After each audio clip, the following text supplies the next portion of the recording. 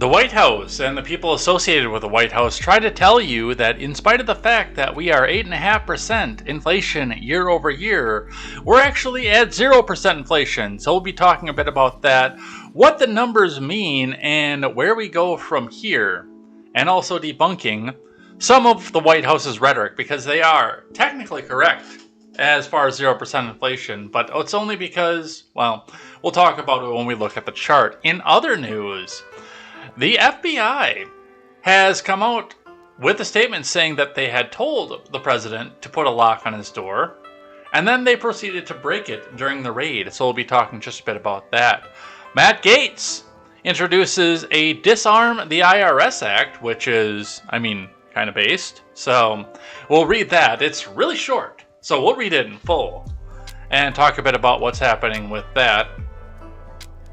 And Adam Kinzinger, on the cusp of being districted out, has decided to come out and go scorched earth again, this time blasting a man that he flew with in Iraq, his direct co-pilot, in fact.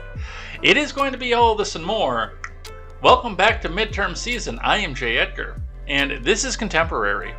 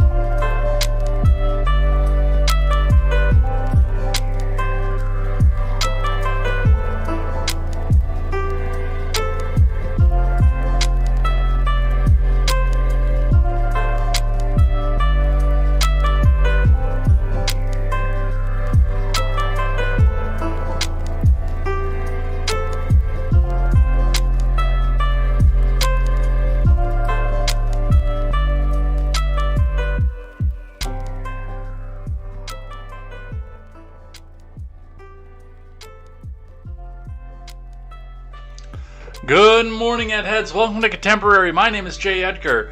We have 60 tabs open right now. It is insane, the amount of news that has come out just because of the Mar-a-Lago raid. Now, mind you, we probably had a lot of tabs that were sitting there over there. They're adding 87,000 new IRS agents. And that's not just, by the way, for auditors. However, there's probably going to be a significant level of auditors that are added to this because there are only 6,500 auditors in the country. But again, going back and expanding the IRS to the level that they are. And just a little side note of that before we get into that, I do want to point out one thing, and that is that I do see, well, I've had reports, I don't know for sure, but I've had reports that it's not going to just be auditors coming off of that. I had a phone conversation with the IRS, which was surprisingly pleasant, by the way. I called them. It had to do with a letter that they had sent me. Nothing bad. Nothing. It's all personal, but there's nothing bad. I called them. It's the letter was a year old by the time I called, but I did call, and this is like the 9th time I've tried to call on the letter, and the first time I've got through, because usually you sit on hold for 90 minutes, and then you get a voice recording that says, "We're sorry, there's nobody there to take your call, so we're just going to hang up on you now. Goodbye. Thanks for wasting 90 minutes of your day." But I talked to the woman, and she was insanely pleasant. West Coaster, too, which is even more surprising. West Coaster, very, very pleasant, very nice to talk to. And she had said that, the phone banks are going to be getting some new agents off that as well, off the 87,000. It's still not right, by the way, because the tax code is entirely way too complicated, and they threw a big wrench into it over the child tax credit. So, they could just simplify things. You file your taxes on a postcard, and then you're done. Or they can go back and expand this all out and continue to turn in the screws to you. And do not take this as a mistake of the fact that there's not going to be more audits or more capacity to audit. This is still a reasoning to come back and go after political dissidents. This is not about going back to try to expand their size. Their operating budget is bigger, their auditors are bigger, and there aren't really that many billionaires out there for them to go back after. So with that, that's my anecdote about the IRS. We've got to get down to the news because we've got a lot. We've got 60 tabs sitting up here. It's insane. But before we get started, guys, make sure you go check out great programming of great people who can bring you news and culture by the common man for the common man. And of course, I am talking about the Daily Ignoramus, the Breakdown with Birkenhoff, the R-Rated Conservative, and the Porch Boys. Go check out all those shows. Porch Boys back to their regular scheduling and trying to do a call-in show yet again. Also, Midget's Game Night, in which he'll actually talk to us next time. He'll actually check the microphone to make sure he's not muted for the entire stream. I understand where you're coming from, Midget. I'm guilty. I want John to come out and do a game stream too. I want to see, well, I know they do their call-in show, so it's probably not feasible anymore, but I want to see if John will come on for, like, on a Saturday or something when we're doing video gaming and play some StarCraft 2 with me, do some co-op for that. I'll call him after work tonight, I think. John, if you're listening right now, you're getting a phone call after work tonight, because I want to see if you'll come back and do that to me. StarCraft is free to play right now, so you'll be able to get into the co-ops, and I just have to look in and see if I can figure out how to A, see the entire map or see his forces, or B, and this is going to be the more important part, figure out how to select my co-op partner instead of just having the computer randomly select it for me. I think that'd be fun for you guys and actually have some conversation. We'll talk philosophy. He'll try to turn me into an anarchist. It'll be fun. It'll be brilliant. Let's get into the news because we've got a lot. Starting with the Dow, which spent the day up yesterday. Whoops. Wrong scene. There we go. The Dow sitting at 33,309.51 because the inflation report, it was better than expected. Inflation is over, everybody. Look, we're going to be great. We're going to be fine. And that's actually going to be the second finance article that we talk about is going to be the core inflation. So strap yourselves in for that because they're trying to gaslight you once again. But yeah, that's where it sits. Up throughout the day yesterday, the futures are looking up. It's looking like the markets are going to be turbocharged. I'm sorry. This is not official financial advice, but I still wouldn't go anywhere near the markets or invest right now. This is just too wobbly and too volatile, and they're all going to dump again once the Fed comes out and says, 0.75% more. Nobody shall buy a house until we get our billionaire friends back into the place that we want to be. But we'll continue to watch that and see where that goes. Looking in at Bitcoin, 59 tabs, 24,570.70. That is another massive jump today, up $621 and 80 US cents, 2.6% just on today. Backing us out to the 5 days so we can see what happened throughout the day yesterday. There was a significant shift upward yesterday and it rebounded and came back down, but then another mountain climb throughout the night last night into today where we came up another 2%, but off the 5 day, which is just slightly above where it was when we left yesterday, we are up $16.09 and 80 US cents, so 7.01. Again, not official financial advice. Bitcoin is definitely a volatile commodity, but it also gives us one of the shortest term indicators as to where people think the economy is going, and people seem to think the economy is going very well right now because they keep buying into it with some of their liquid money. You can buy into Bitcoin for as little as 10 cents. Whereas with stocks, you have to come up with the full value of the stock to buy a full share of something. There are some partial stock trading apps, but they're a little bit janky. A little bit uneasy. But with that, we will continue to see and watch where the Bitcoin goes and see if it crashes or see if it continues to rise. Hey, maybe before midterms, we'll see $100,000 Bitcoin. I doubt it, but maybe we'll see that. Let's continue to watch that and see where that goes day over day, week over week.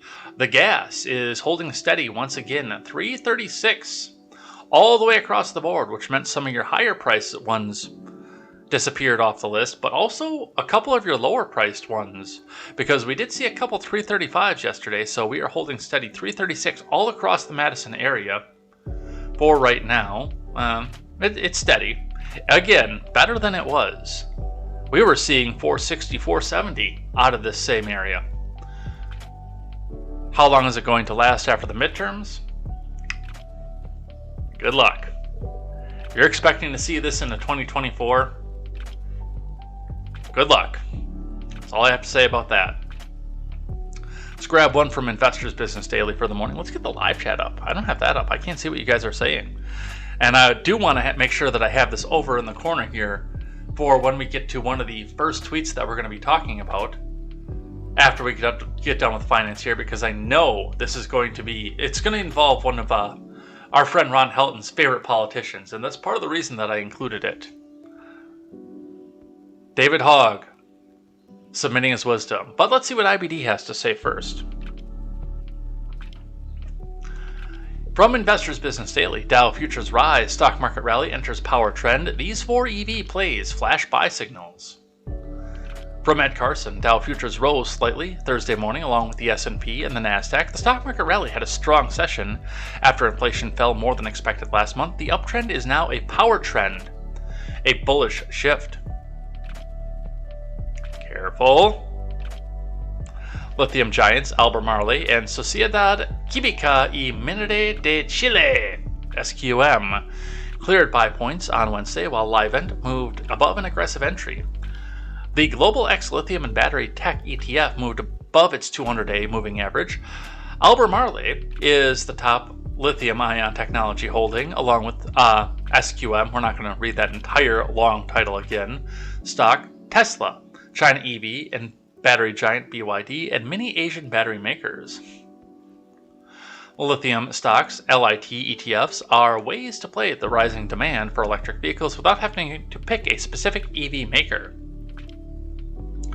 Or you can just do, like what Susan Sarandon did, and go out and say, for just pennies on the dollar a day, you can make sure little Ubuntu has water and food, so he can go back and continue to work 16 hours in the lithium mines and the beryllium mines. Just dollars a day. That's all it takes. As for Tesla, shares of the EV giant rose 3.9% to 883 rather, not 833, on Wednesday after saying Tesla was a buying opportunity. On August 4th, CEO Elon Musk disclosed he sold $6.9 billion worth of shares. On August 5th, 8th, and 9th, Tesla stock tumbled below the 200-day line in the span. Musk cited the possible Twitter takeover for the fresh sales. He said he's finished with Tesla stock sales for now. Twitter popped 3.7% to 44.43, continuing a strong uptrend over the past month. Legal experts see Twitter as having a strong case for forcing Musk to close the deal at a 54.20 share. Musk also tweeted Wednesday that the Tesla Semi will be released later this year with a 500-mile range.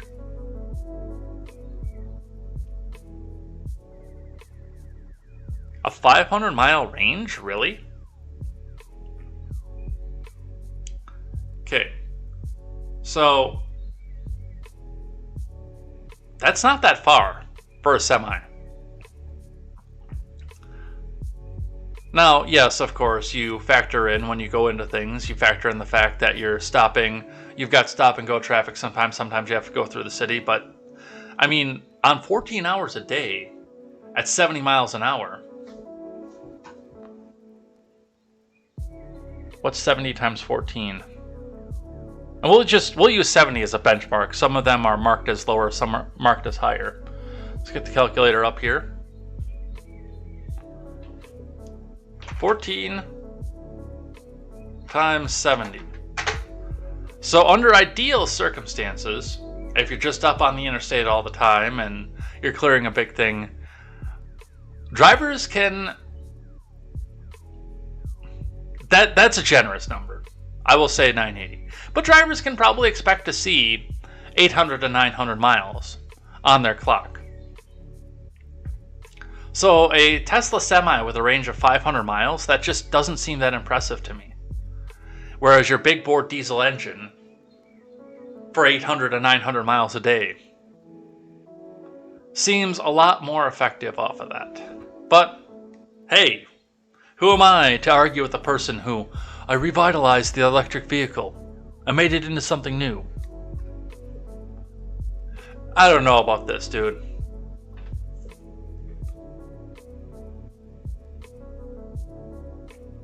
The Semi has been delayed by several years. Also, reports said BYD would supply batteries to the Tesla Berlin factory, with the blade-powered Model Ys possibly rolling off the line this month. BYD said it has no comment.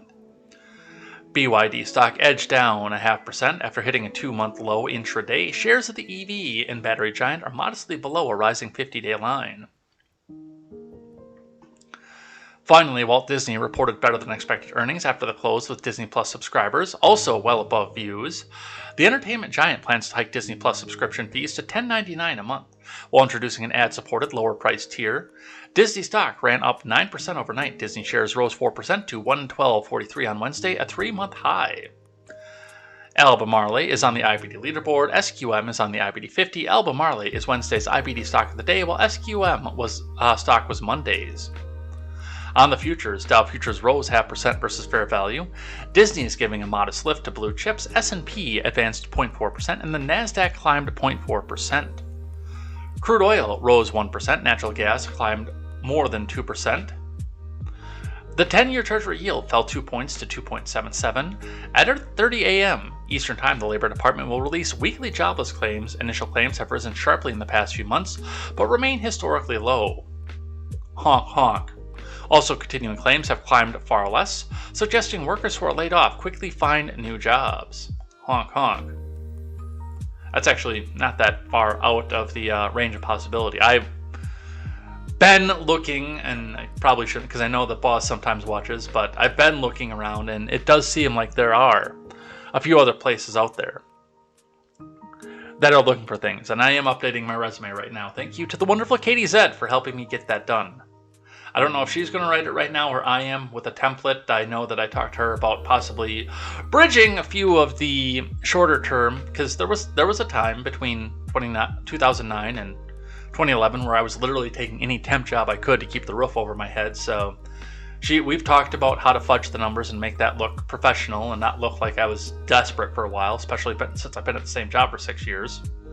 But something to look at, something to watch and that as well. But yes, there are a lot of opportunities out there for people who are willing to do the work. So I can say where continuing claims might be dropping. And remember, overnight action in Dow Futures and elsewhere doesn't necessarily translate into actual trading in the next regular stock market session. Let's grab one from, we never do this on finance, but we got to do one from Fox, because we've got to talk about the inflation report. Let me bring the live chat back up over here.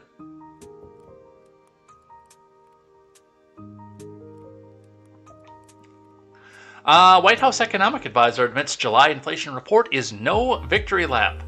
That's right. They're going to try to tell you right now, and we'll hear from the president, from the House Plant Chief himself. We had 0% inflation month over month. Well, that's not exactly the case, but let's see what Kristen Eltis has to say first. Following July's inflation report, which showed prices cooling for the first time in months, honk honk, White House Council of Economics Advisors member Jared Bernstein claimed the Biden admin still has work to do on America's newsroom on Wednesday. What I can say today is that inflation went up 0% for the month of July. Honk honk, Bernstein said. So a great inflation report following a great jobs report and a bit of much needed breathing room. Look, no victory lap. There are still elevated prices in key areas. But see, they're going to fudge the numbers to make it look like there's absolutely 0%. The Labor Department said Wednesday that Consumer Price Index, a broad measure of the price for everyday goods, including gasoline, groceries, and rents, rose 8.5% in July from a year ago, below the 9.1% year-over-year surge recorded in June. Prices were unchanged in the one-month period from June. Our work here is far from done. I cannot underscore that enough, Bernstein said. The president will continue to talk about unacceptably high inflation. When asked how the White House plans to tackle the 40-year high prices, Bernstein encouraged Americans to look at fingerprints of Biden's economic initiatives. One of the most important declines in the report is the fall in the price of gas. Honk, honk. Strategic oil reserves catching up right before midterms so they can surge them back up after they have to admit defeat on the House side. And the gas tax holiday that is not going to last forever, by the way. There are many factors going into setting the global price of gas, but the release of oil from the strategic reserves is one of them that we will have to put back under a future administration. That's the part they don't tell you. But other price increases were extensive in July, with inflation remaining stubbornly high. The food index climbed 1.1%, putting the 12-month increase at 10.9%, and the highest since May of 1979. Consumers paid more for items like cereal, chicken, milk, and fresh vegetables. I think that some of our efforts are manifested in the report, but we've got a lot more work to do. Prices are still high, Bernstein said. The White House economists also maintained the Democrats' Inflation Reduction Act's funding of new IRS agents won't add tax audits for households making less than $400,000 a year. Crap. That is a bunch of crap, and we'll be talking about that once we get down to this region of the program, after we get done spending an extensive time talking about the Mar-a-Lago raid that Biden claims he knew nothing about. According to the newly passed spending bill, the IRS will receive $80 billion in government funding. So, that's what Bernstein is telling you off of this. Let's listen to what Mr. Biden had to say about it. Tom Elliott. Before I begin today, I want to say a word about the news that came out relative to the economy. I want to say a number. 0. That's the amount of control I have in my administration. Today we received news that our economy had 0% inflation in the month of July. 0%. Let's listen. About the news that came out today relative to the economy. Actually, I just want to say a number. 0. Today we received news that our economy had 0% inflation in the month of July. 0%. Here's what that means. While the price of some things went up last month, the price of other things went down by the same amount. The result, 0 inflation last month, but people are still hurting, but 0 inflation last month. Economists look at a measure of inflation that ignores food and energy prices, and they call it core inflation. That's about the lowest amount in several months. When you couple that with last week's booming jobs report of 528,000 jobs created last month and 3.5% unemployment, it underscores the kind of economy we've been building. We're seeing a stronger labor market where jobs are booming and Americans are working, and we're seeing some signs that inflation may be beginning to moderate. That's what happens when you build an economy from the bottom up and the middle out. The wealthy do very well and everyone has a chance. It gives everyone a chance to make progress. Now I want to be clear. With the global challenges we face, from the war in Europe to disruption of supply chains and pandemic shutdowns in Asia, we could face additional headwinds in the months ahead. Our work is far from over, but 2 things should be clear. First, the economic plan is working, and second is building an economy that will reward work. Wages are up this month, provide opportunity, help the middle class, and still have work to do, but we're on track. The second point I want to make is we need to pass the Inflation Reduction Act right away. That's the most consequential thing that Congress can do to keep our progress on inflation from getting better, from getting worse, keep it moving in the right direction. And it will bring down the cost of prescription drugs, health insurance premiums, and energy costs. It's going to make big corporations just pay their fair share, nothing more than their fair share. It's going to reduce the deficit without raising a penny in taxes on people making. Yeah, and see, again, the problem that I have, number one, with The fair share argument is A, what is your fair share, first and foremost, and B, at what point are you stupid enough to go and bite the hand that feeds you?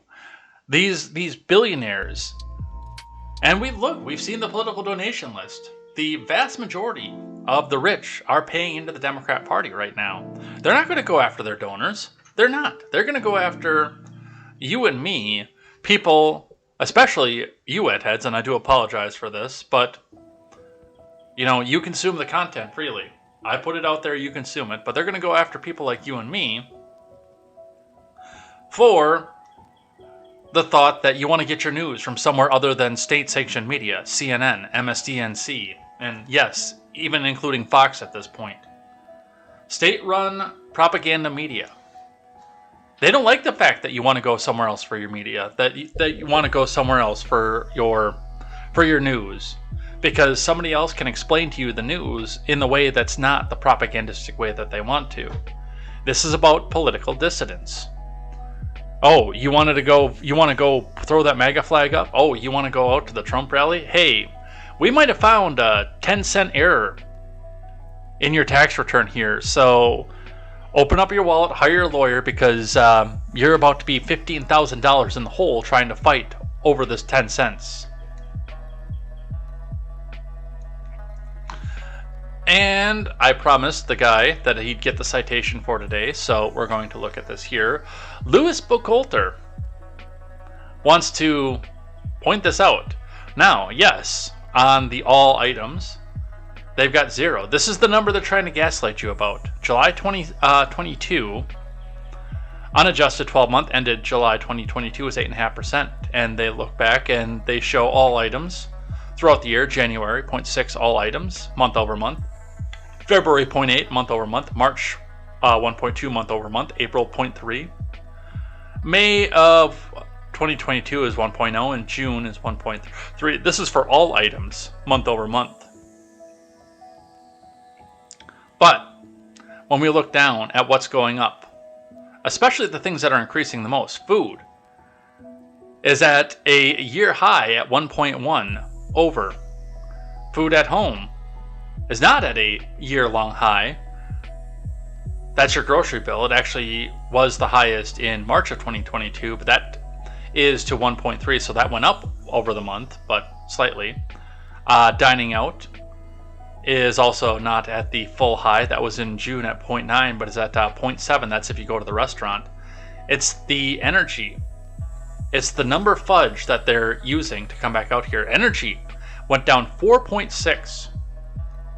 Energy commodities 7.6, which I'm going to tell you right now. Yes, we saw some hot times, and I've heard about hot times down in the south. And I think there was some also out onto the west coast, but again, here has been a relatively mild summer.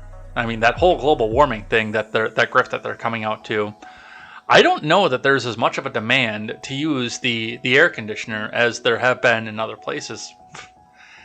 Hell, at work, a lot of the times we're opening up the doors and opening the windows rather than going out and having the air conditioner running all the time, going to try to do things. Again, around the Midwest is all I can speak to. I can't speak to Florida, Georgia, California, Arizona. Well, Arizona, it's full-on, full-blast air conditioning year-round, so that's just a given. Or like Montana, Nebraska, places like that. I can only speak to here, but it's been relatively mild here. But the gasoline and the fuel oil, also fuel oil without quite a bit of demand right now because of that, on the big drops. This is what's dragging all the other stuff that's climbing down. Your electricity, your energy services and electricity. Well, electricity is down too because of fuel, but your energy services are up.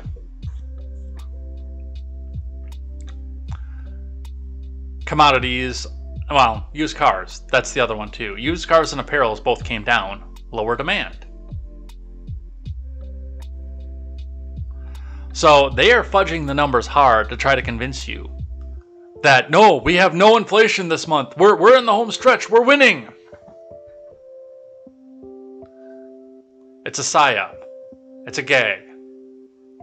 Also, transportation services coming down slightly because of the price of gasoline. But don't let them come back out here and gaslight you. We still have these massive amounts of uptick. And sorry, I got my lines wrong here. The energy services is actually semi-stagnant. It is the electricity that's up right now, 1.6. I misread the chart.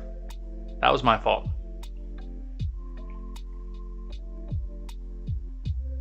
And then if you look at some of these other numbers here that are just massive year over year, 32.9% increase in energy year over year, 44% increase in energy year over year, 44.9% increase in energy commodities year over year, 75% jump in fuel oil year over year. And if you guys do want this chart, I will be happy. I'll leave this one up here in case I look in the chat later and see somebody wanted it. And we'll be able to go back and read it.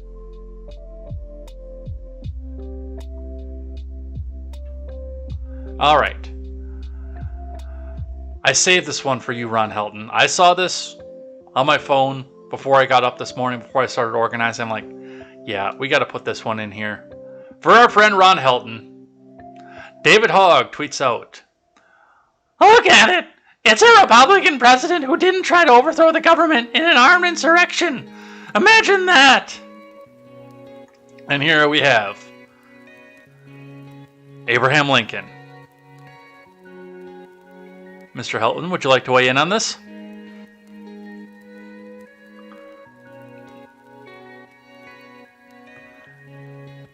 There are a lot of people, like, I've read through some of the comments off of this. There's one guy who's insisting, well, Abraham Lincoln didn't start the Civil War. He just had to go and finish it. If he would have started the war. Dude, he started the war. I commented back on that. I said, huh, I'm reading this history book here, and it's weird. The good guys won every single conflict that we've had all through history. What are the odds of that? Borrowing, of course, from a Norm Macdonald joke, but still.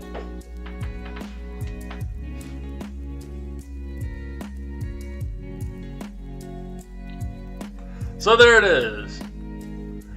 A Republican president who didn't try to overthrow the government in an armed insurrection. No, he invaded what became a foreign nation. To try to get their resources back. Another one. Oh, well, it's clearly not legal to secede from the Union.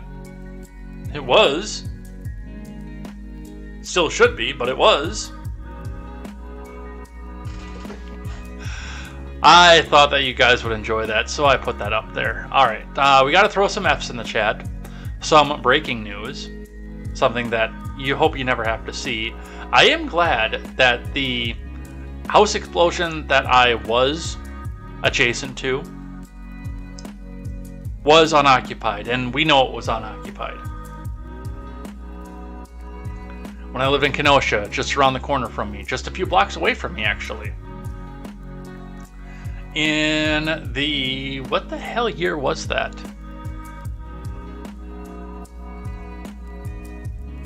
It was in January, I think, of 2011. And I didn't feel it, which is weird because they said they felt the shockwave all the way on the other end of town over at Parkside. But on 22nd Avenue, which was only a few blocks away from where I was, and about level to where I was in the city too, a little bit south of me, a house blew up, literally, damaging buildings around it, making all the houses around it inoccupiable, which, I mean, they were part of the Kenosha Improvement Group, so the city had gone in and was renovating them.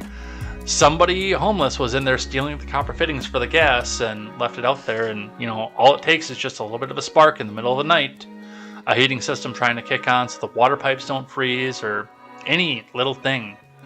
Dry air, something, an animal running through in dry air, anything like that, then kaboom! Especially if the house is filled with natural gas. Kaboom it goes! But those houses were unoccupied. This one, unfortunately, was not. House explosion in southern Indiana kills 3, deputy coroner. In Evansville, 3 people were killed Wednesday when a house exploded in the southern Indiana city of Evansville, authorities said. Dave Anson, chief deputy coroner for the Vanderburgh County, told the Associated Press that the identities of the people who died would not be released until the next of kin has been notified. Evansville Police Department spokeswoman Sergeant Anna Gray said at least one other injury was reported and the victim was taken to a local hospital for treatment. Evansville Fire Department Chief Mike Connolly said a total of 39 houses were damaged by the explosion at around 1 p.m. He said the department was not confirmed how many of the houses were occupied when the explosion happened because some were too unstable to enter. At least 11 of the 39 homes damaged are uninhabitable, Connolly told Evansville Courier and Press. The cause of the explosion has not been determined, but the ATF was investigating. A phone message seeking comment was left at Evansville field office of the ATF. And apparently we get to see the explosion. Steve Schaefer tweets out incredible video from ABK of the explosion today in Evansville, praying that no one was killed. Unfortunately, that is not the case, which is lame. 2 injuries reported as of now, thanks to the first responders on scene now.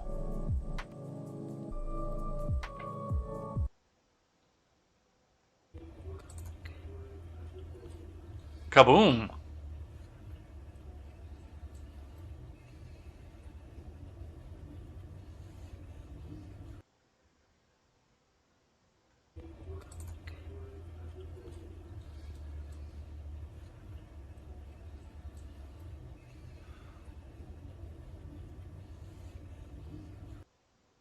Imagine being the guy in the Honda coming around that corner.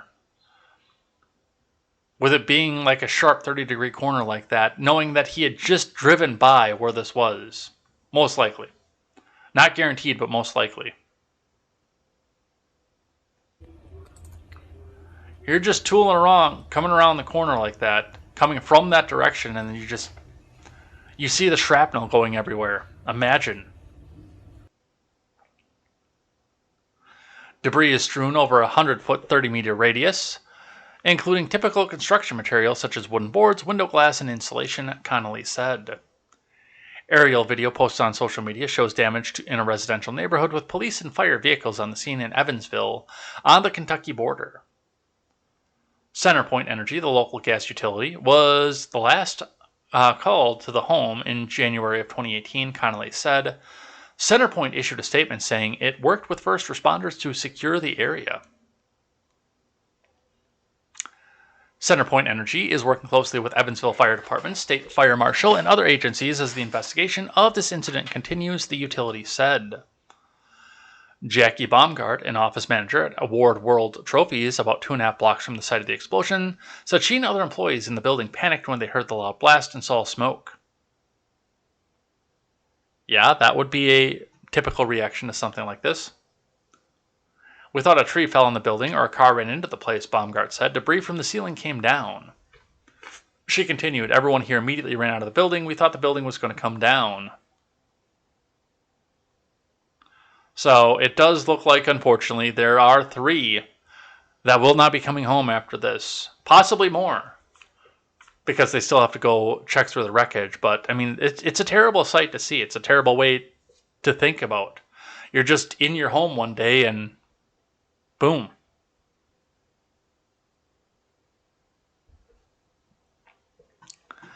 Let's go talk about Mar-a-Lago for the 3rd straight day in a row. But take heart. I only have to go down this far for Mar-a-Lago today. It's not halfway across the top of the window like it's been in other days. We're going to start our exploration of Mar-a-Lago today with our friends over at NPR, Mystery at Mar-a-Lago. What were FBI agents looking for, and what are the consequences? Well, dear listener, we can tell you that they were looking for evidence that communism doesn't work because, of course, communism does work. And we need your money, I mean our money, comrade, to continue to tell you how wonderful communism is and how evil capitalism is. So make sure you hit that donate button, because your taxpayer funding is not covering all the bills, and we need to make sure that our message goes loud and clear to tell people, to inform people properly, that the only true way for happiness is to let the government take care of you. So hit that donate button, dear listener, and we will continue to never print reality. We are National Progressive Radio. This is from Becky Sullivan.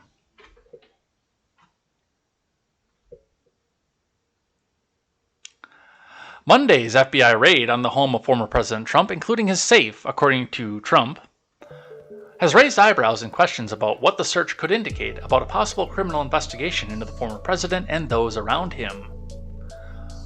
The raid concerned presidential records that Trump had removed from the White House when he left office on January 2021, according to Christina Bobb, an attorney representing Trump.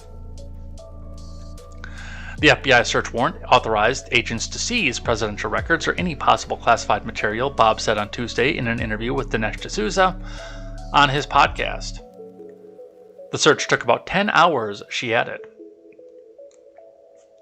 The execution of the search warrant represents a significant escalation into the investigation that the DOJ has been quietly working on for months. What were the records that they were looking for? We don't know yet. We could probably just end the article right there, because nobody knows. I don't think the FBI agents knew what they were looking for. I still maintain the thought in my head that the search warrant was blank and they're going to fill it in after they find the incriminating evidence. Like, oh, no, this was totally what we were looking for the whole time. You can't prove anything.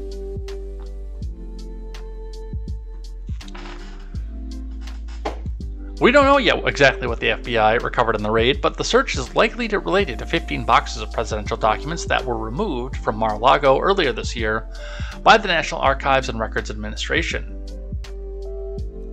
Some of the material recovered was classified, AG Garland confirmed in February. The report reportedly included correspondence between Trump and North Korean leader Kim Jong-un, along with a letter addressed to Trump written by outgoing President Barack Hussein O. At the time, the National Archives said the representatives for Trump were continuing to search for additional presidential records that belonged to the National Archives. It's possible that Monday's raid was conducted to recover those remaining documents. The Justice Department is saying, as I read this, we're fed up. We don't trust you to be responsive. You're playing games with us. And we're going in and we're taking what you haven't returned that you promised to return, said Stephen Gillers, a law professor at New York University. What would the FBI have needed to get a warrant? A shady, questionable judge, and an AG with a political axe to grind. Of course, that's not what NPR is going to say, but we know. In short, a search warrant indicates that federal authorities have evidence of ongoing criminal activity at the location where they intend to carry out the search. Since when? Since when? Warrants are often used in situations where authorities believe a subpoena won't be effective. It's not itself a criminal charge. Generally speaking, federal agents seeking a warrant must provide an affidavit that contains details about what exactly material they expect to seize during the search and why they believe it's at the location subject to the warrant. A judge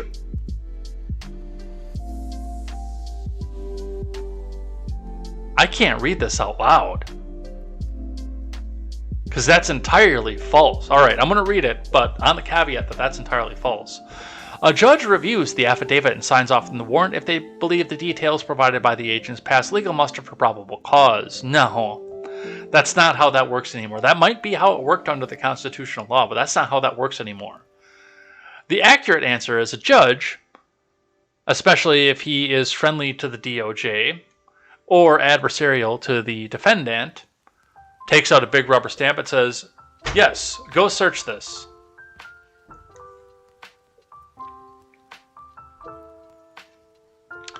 We know that this is not just a bunch of FBI agents who woke up one day and decided to go on a frolic, said Steve Vladeck, a law professor at the University of Texas. The more specific the affidavit that accompanies the warrant application is, the better, Vladeck said. I would suspect that for this particular search of former President Trump's home, the affidavit was probably pretty darn specific. Oh, you believe that? Importantly, the warrant itself often contains much less information than the affidavit needed to obtain it. The affidavit is typically not made public. A warrant may not say what the suspected crime is or which person is suspected of committing it. So that's what NPR wants you to believe. I don't believe a word of this, by the way. Again, I'm still certain that they're digging through this saying, come on, be something incriminating. Come on, incriminating, something. We need something to put on the warrant. Come on, please.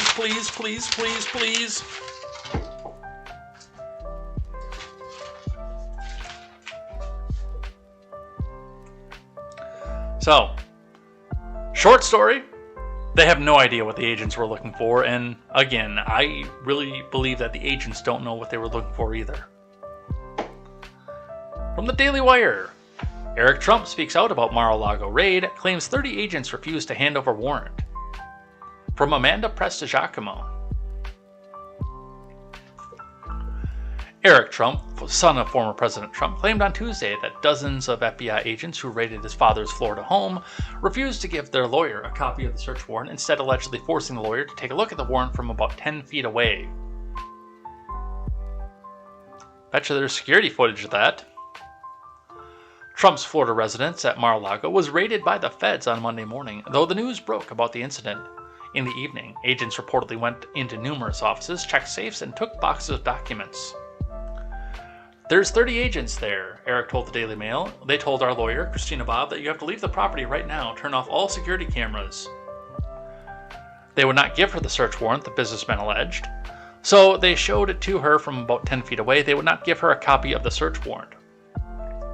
And this is, now again, this is something that I hope that there's security footage of, the fact that they wouldn't give it to her. Because from all of our armchair legal scholars themselves on the left over on Twitter, that's illegal. And she's supposed to have a copy of the warrant right now. And we're seeing in a situation right now where a lot of people believe what they want to believe. I don't believe any of it. I need to see the evidence to see what's going on with that, both from the Trump side or the FBI. One of the two of them has to come up with evidence that they served and handed over the warrant. Because our friends to the left are ensuring us that in order for them to enter the property, they needed to give the lawyer the warrant. And Mr. Trump is assuring us that no, Christina Bobb did not get the warrant. Part of the divide that's coming here. I tend to lean towards the fact that they didn't, because I also, as I said, believe that the warrant is not done being filled out yet. Don't worry, it's still going to be dated 8/5, but it's not done being filled out yet. Yeah, the FBI would never do anything illegal.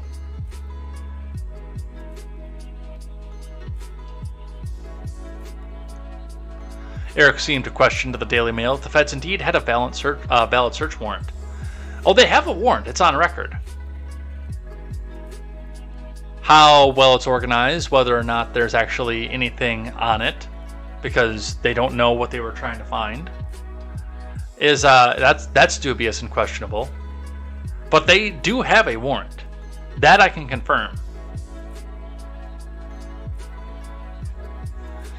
Bobb has spoken out about the raid too, telling Real American News on Tuesday that she initially did not receive a physical copy of the warrant and was unable to see what the probable cause was that persuaded a judge to sign off on the warrant. When I arrived and kind of announced myself as legal representation for Trump, I asked to see a copy of the warrant, she recalled. Initially, they refused and said, we don't have to show it to you, Bobb claimed. And there was a little bit of an exchange about whether it was appropriate to withhold the warrant when you're searching for the residence of the former president, or anybody for that matter.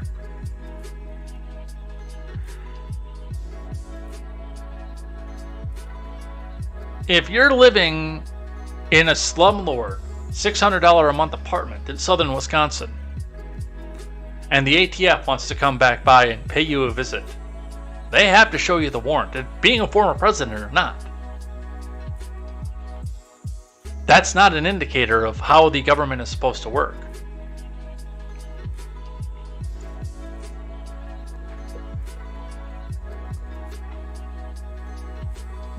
And there was a little bit of exchange about whether it was appropriate to withhold the warrant when you're searching the residence of a former president who's likely to be the Republican nominee in the next election, though they conceded and let me see it. The feds did not give me a copy of it right away, but they did let me see it, she added. It is unclear if Bob is currently in possession of a copy of the warrant. Well, not if you go on Twitter. Oh, she definitely has it. They're withholding it because they know they're screwed.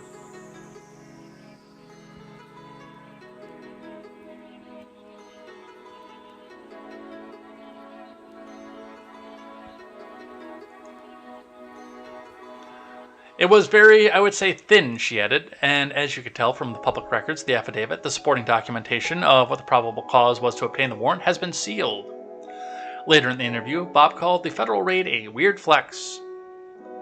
This was a completely unnecessary power flex, she said. It was weird flex. It was quite honestly sad to see what they have done to our country. You know what this was? There have been inklings of people, independent people, people who aren't a part of the establishment, people like you, people like me, working class people, who have started having murmurings of saying, you know what, I might want to go run for president. I said that if you guys can get me to 1,000 subscribers by a certain point, I would run for president. You didn't. And I didn't run. And I never guaranteed that I would win, but I said that I would run. This is a power flex. This is reminding them that if you're not a part of their club, they will make your life a living hell. Even if they can't find anything, they will find a sympathetic judge to go sign off on a dubious warrant and go in and wreck your crap.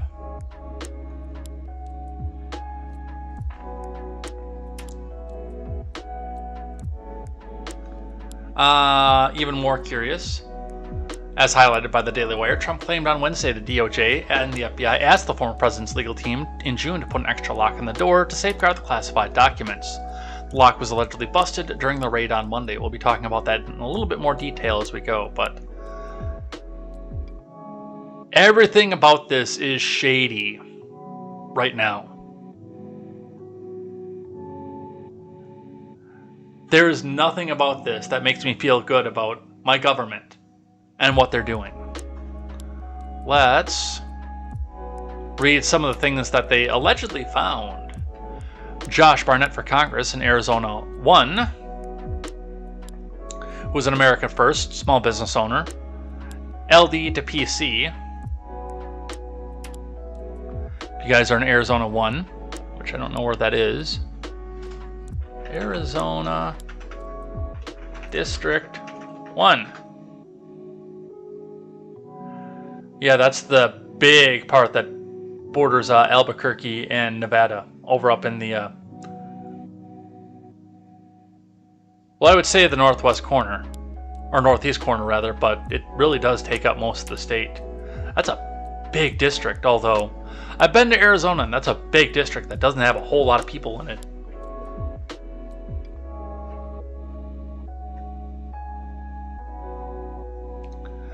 Wow, they really nailed him. Shaking my head. What a disgrace. Hashtag abolish the FBI. Reported items confiscated from Trump. A letter from Kim Jong-un. A letter from Barack Obama. Cocktail napkin. Birthday party dinner menu. Ooh, the walls are closing in now. He had a cocktail napkin.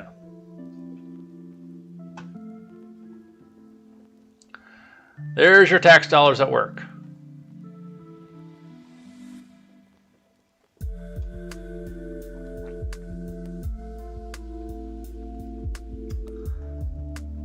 From the New York Post, Trump raid sparked by boxes of materials including Kim Jong-un letters, cocktail napkin. From Emily Crane.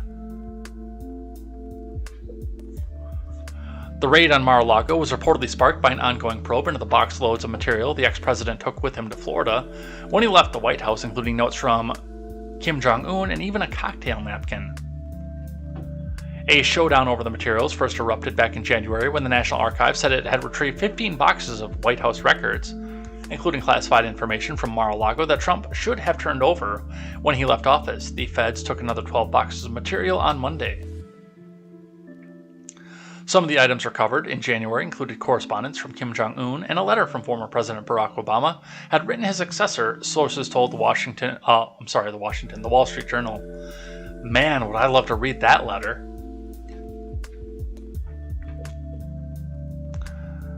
A list of the unclassified items found in the boxes was about 100 pages long and included the cocktail napkin and a birthday dinner menu, according to a Washington Post source. Other items included schedules, a phone list, letters, memos, talking points, slide decks, and schedules.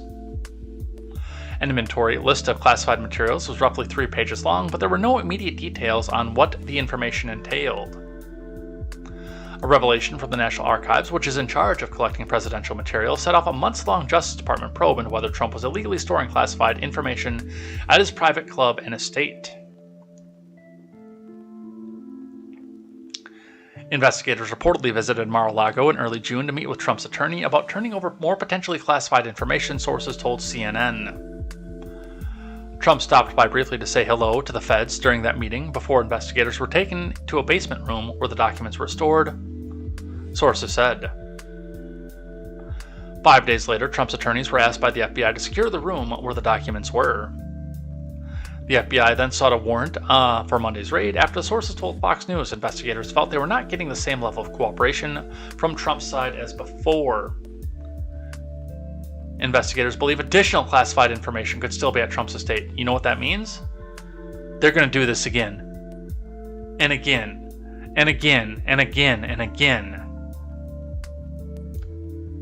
It's unclear what the Fed seized when they executed the latest search warrant, which unfolds while Trump was in his Manhattan residence. The Washington Post said the FBI took about a dozen boxes from a locked basement storage area on Monday.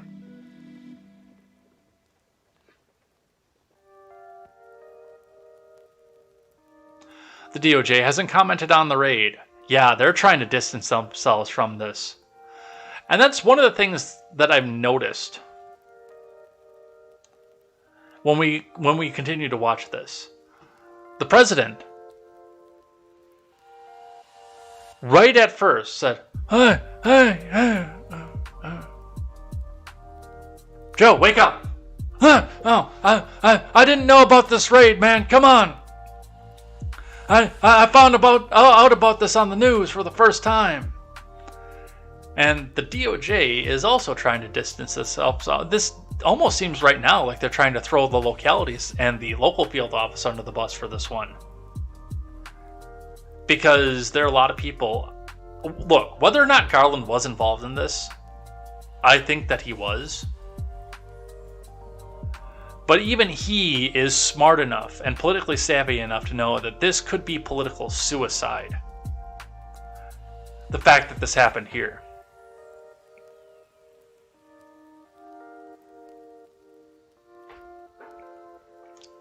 So, that's what they have from the New York Post.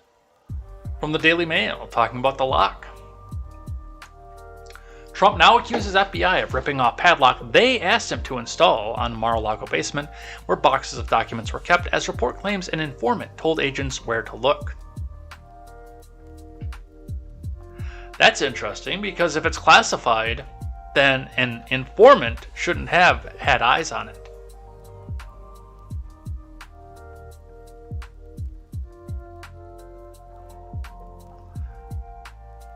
From Elizabeth Elkine, politics reporter for DailyMail.com.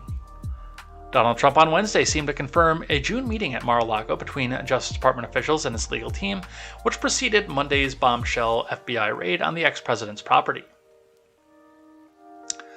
Federal officials conducted an unannounced search of the former commander-in-chief's private residence in Palm Beach over documents sought by the National Archives, as son Eric said this week. It comes amid a new Newsweek report that an FBI informant within the ex-president's circle tipped off the feds to what classified documents Trump had and where. Trump fumed in a recent post on his Truth Social app that federal agents broke a padlock they allegedly asked him to put on the room where the documents were kept. In early June, the DOJ and the FBI asked my legal representation to put an extra lock on the door leading into the place where the boxes were stored in Mar-a-Lago. We agreed, the ex-president wrote.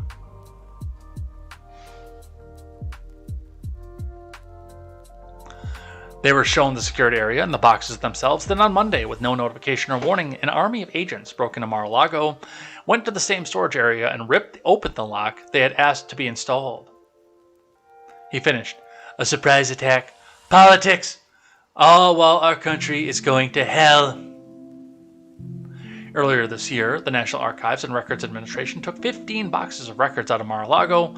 Roughly 12 months after Trump left office, some of those files were allegedly labeled classified.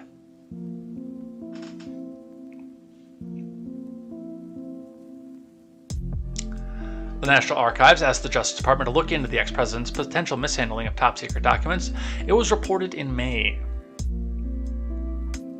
Trump's social media outrage appears to confirm an account published on CNN on Tuesday that detailed the months-long back and forth between the National Archives and Trump's lawyers about recovering files that they believed were still in his possession. You know what I think it was?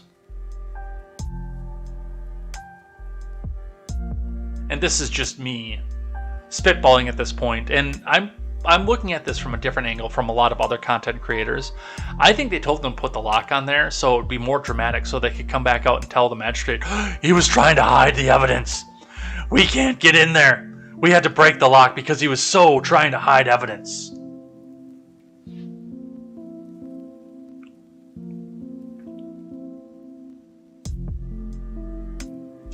That's what I think happened. That's why I think they told them to put the lock on this.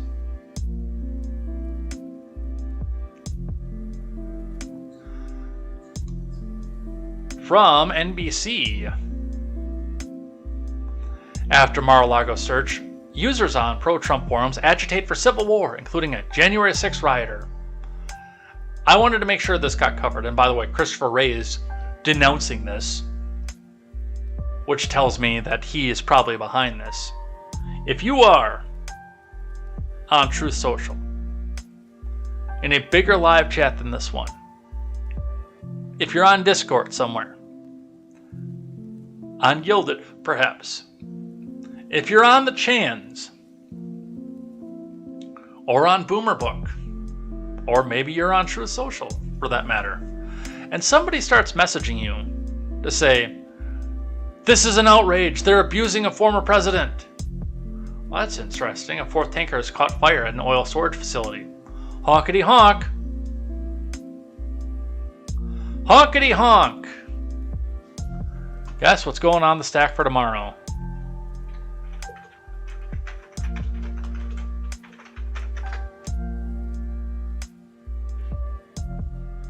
Honkity honk, honk, honk, honk, honk, honk, honk. We'll talk about that tomorrow. Now, back to what I'm saying. If you're on any of these social media platforms and somebody comes in and starts chatting you up and saying, hello, fellow patriot, it is an outrage of what they did to President Trump. We should do backlash. It's a fed. It's a trap. We should go to the Capitol and express our disdain for the abuse that they're putting upon our glorious president. Fellow patriot, it's a fed. I do not condone any violence for going to this. And as I've told you on numerous occasions, if you bring the fight to the government and it's planned well in advance, especially on a mainline social media platform, it's a trap. If they want you to go kidnap the president or Mr. Garland or anything else like that, it's a trap. If they want you to go march on the Capitol, it's a trap. Or the FBI building, it's a trap.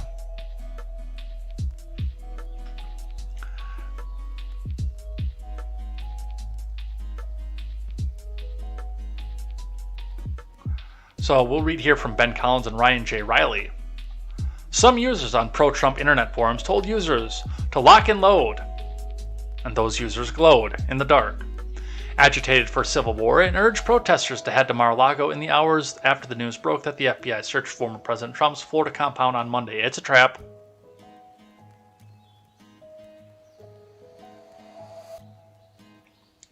One user posting about the Civil War shortly after the search was Tyler Welsh Slaker, a Washington state man awaiting sentencing for storming the Capitol on January 6th. According to previous research and statements posted online, a report in December by Advanced Democracy, a nonpartisan nonprofit investigative group. Okay. Your name is Advanced Democracy. You're not nonpartisan. Even I know better than that. And I'm just a guy who yells into a microphone in southern Wisconsin.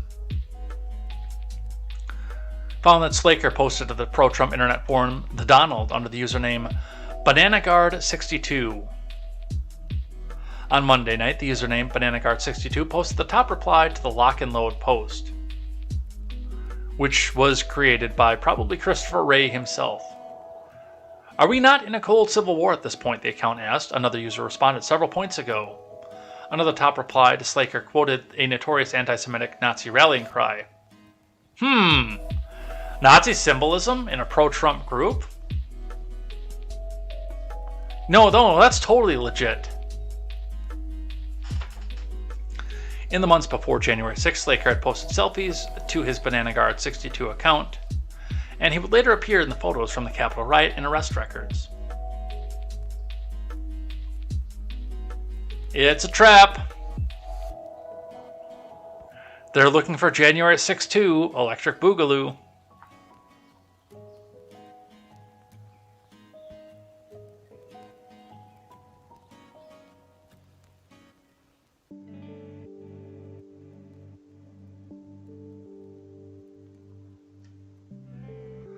If you want to fight the government, let them bring the fight to you, on your terms and on your turf. Trust me, they're better at defending DC than you are.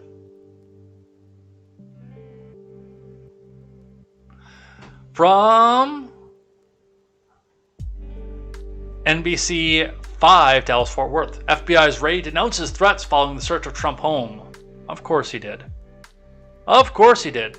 Oh no, you guys are totally bad for trying to incite violence. No, don't do that. No. Honk honk. No, you better not incite violence. We're watching. From Marjorie A. Beck. The FBI director had strong words Wednesday for supporters of the former president who have been using violent rhetoric in the wake of his agency's search of Trump's Mar-a-Lago home. Christopher Wray, who was appointed to the agency's director in 2017 by Trump, called threats circulating online against federal agents in the Justice Department deplorable and dangerous. Oh, these are totally bad. Oh, you better not say these kinds of things. So, boy, this is totally a bad thing, you guys. You better not talk about going into the Capitol in the fall on a date that we have yet to specify.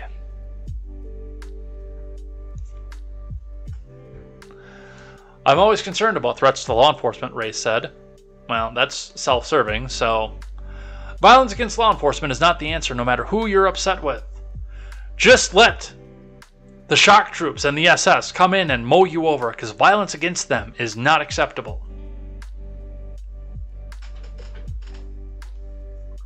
Ray made the remarks following a news conference during a long-planned visit to the agency's field offices in Omaha, where he discussed the FBI's focus on cybersecurity. He declined to answer questions about the hours-long search on Monday by FBI agents of Trump's Palm Beach, Florida resort. It's been easy to find the threats and call to arms in those corners of the internet favored by right-wing extremists, because we know what they are because we set a lot of them up. Since Trump himself announced the search of his Florida home, reactions include the ubiquitous lock and load and calls for federal agents and even U.S. Attorney General Merrick Garland to be assassinated. Yeah, which glowing one posted the one about Merrick Garland being assassinated, I wonder?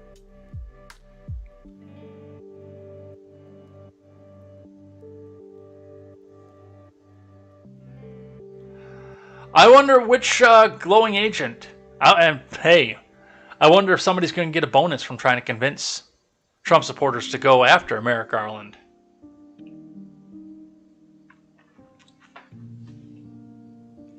On Gab, a social media site popular with white supremacists and anti-Semites, and also, ironically, federal agents, one poster going by the name of Steven said he was waiting the call to mount an armed revolution. All it takes is one call and millions will arm up and take back this country. It will be over in less than 2 weeks, the post said. Dude, that glows so bright that you don't even... You need sunglasses for that. Hold on, I've actually secured a picture of Jason.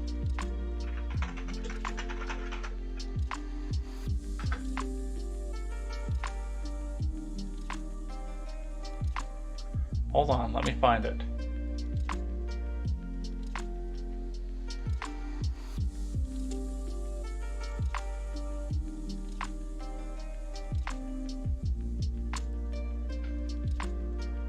Look at that glow! Jason. He's so vibrant, he practically glows in the dark. That Jason. Ironically, that character's name is Jason in the Fallout franchise too, by the way. And he is a glowing one.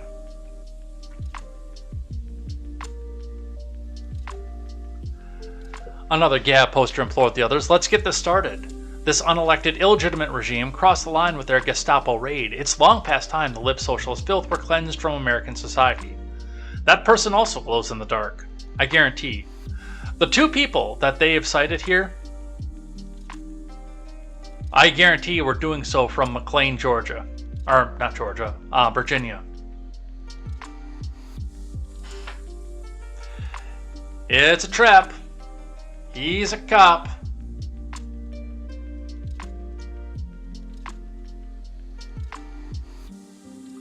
Andy Cuomo having a broken clock moment. Andrew Cuomo tweets out from his official account, Hey! DOJ must immediately explain the reason for its raid, and it must be more than a search for inconsequential archives, or it'll be viewed as a political tactic and undermine any future credible investigations and legitimacy of the January 6th investigations. I mean, why would you want to be a wise guy, huh? Huh? Are you going to be a wise guy? Broken clock, though. Definitely. Dude, for the DOJ, when Andy Cuomo, one of the most crooked politicians in New York history, and that's saying something, by the way, is telling you you went too far, you went too far. You done screwed up. When Andy Cuomo is telling you, you done screwed up.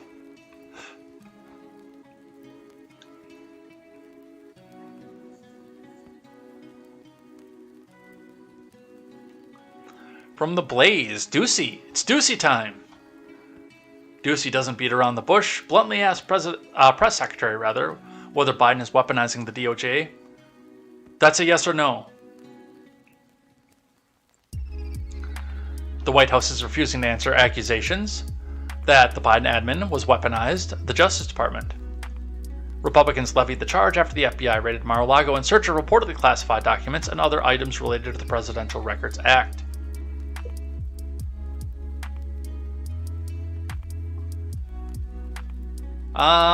Do we have the video of this? Does it queue up?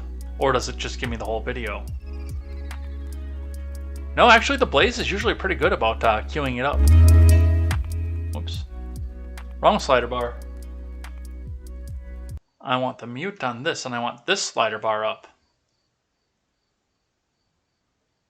Time to fire my producer. Thanks, Green. Do you consider Donald Trump to be a political rival of President Biden? I'm not going to speak to that from here. Well, you talk about Trump all the time. So do you consider him to be I don't talk about Trump all the time. ultra MAGA? You guys were criticizing his handling of COVID last week. Yeah. You've mentioned his January 6th response a couple days ago. No. So can you say, based on all that, I didn't say anything about Mar-a-Lago. I'm just asking you if you consider the president to be I'm saying from here, I'm not going to comment on that. Does the president still want to think that he would be very fortunate to run against Trump in 2024, like he has said before? Again, I'm not going to comment on. It's just I'm a not. quote from the president. In the next election, I'd be very fortunate if I had that same man running against me. Does he still All I think can that? tell you, Peter, is that the president intends to run in 2024. Is there a concern here that if you guys don't say more, then these Republicans who are accusing this White House of weaponizing the Justice Department, weaponizing the FBI, that's going to become the public sentiment? If you guys don't say once and for all, we are not doing that. First of all, we're just not going to comment on the Department of Justice investigation. Okay, We're just not going to comment on that. Is this White House weaponizing the Justice Department and the FBI against political opponents? The president has been very clear from before he was elected, very clear on this. Hold on. Throughout his time in office. I heard the quote. We will be playing the quote tonight at 6 o'clock. Is this administration weaponizing the Justice Department and the FBI against political opponents? Peter, the president believes in the rule of law. The president believes in the independence of the Department of Justice. That's a yes or no? Just No, is that the is, White House- no, it's a yes or a no for you. I'm answering the question. You may not like it, but I'm answering the question. And I'm answering the question and I'm telling you that we are not going to comment on a criminal investigation. The president has been very clear. I laid out what his thoughts were back on January 7th in 2021 about how he saw the Department of Justice. And I'm just going to leave it there. We're not going to comment from here, from this White House, on a criminal investigation that is currently happening. And just one more about the Inflation Reduction Act. Who around here decided that Americans were crying out for more interaction with the IRS? I don't understand your question. You have to say more. Do you think it's going to be popular when the 87,000 new... All right, so a nice workaround for that. Like, no, we're not going to comment on an ongoing criminal investigation. Okay, well, are you weaponizing the DOJ? Yes or no? We're not going to comment on that. And all the same people who are coming out here saying, yes, Slay Queen, Karine Jean-Pierre just shut down Peter Doocy again, are saying, well, Trump pled the fifth. We'll be talking about that in just a bit as well. Trump pled the fifth, which means that he's guilty. Karine Jean-Pierre essentially just pled the fifth on that. Now, I, under normal circumstances, would say that that is actually the appropriate response to do that because, again, it is an ongoing investigation, and it appears that they have brought it down to the criminal level. But given the fact that Oliver Simps are saying that pleading the fifth is pleading guilty, and you and I know that it's not. Everybody watching this program knows that pleading the fifth is not pleading guilty. But the people who are right now, you know, the people that have pictures of Karine Jean-Pierre with hearts around her face and a dartboard of Peter Doocy are also telling you on Twitter that pleading the fifth is pleading guilty. What else do we have? Speaking of automatic guilt, I found this interesting. Art Taking Back shares a video with sheep on it of the average media consumer getting questioned in front of Trump Tower. Let's listen. Is this unprecedented to arrest a former president for not turning into a former president that had committed this many provable criminal acts? What are the provable criminal acts, I guess? Provable criminal acts. Well, I'm done talking. Is this unprecedented to arrest a former president for not turning into a former president that had committed this many provable criminal acts? What are the provable criminal acts, I guess? Provable criminal acts. Well, I'm done talking. He's committed all these criminal acts. What other criminal acts? What? You mean I have to actually come up with something to back up what I just said? Another one from the Daily Wire. Judge orders DOJ to respond with a request for Trump raid warrant. From Tim Pierce. A federal magistrate judge has ordered the DOJ to respond to requests to make public the warrant authorizing FBI's unprecedented Monday raid of former President Trump's residence. Federal magistrate judge Bruce Reinhardt ordered the DOJ to file a response to the motion to unseal the warrant on Wednesday, following requests made by the Times-Union, a news outlet located in Albany. And the conservative legal action group, Judicial Watch, Reinhardt says the DOJ must respond no later than August 15th.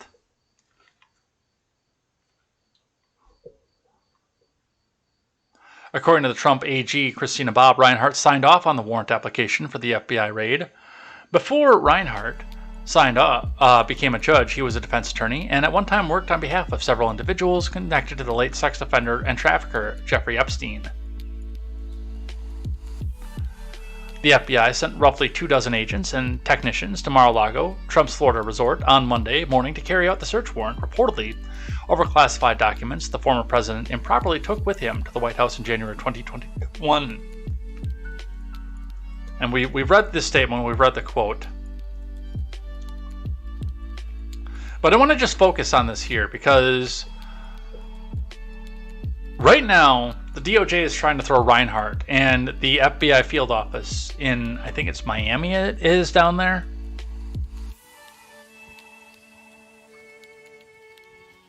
They're trying to throw them under the bus. And this is the same judge, by the way, who signed off on the warrant. Now, he's ordering the DOJ to file a response to the motion to unseal. He's trying to throw them back up under the bus.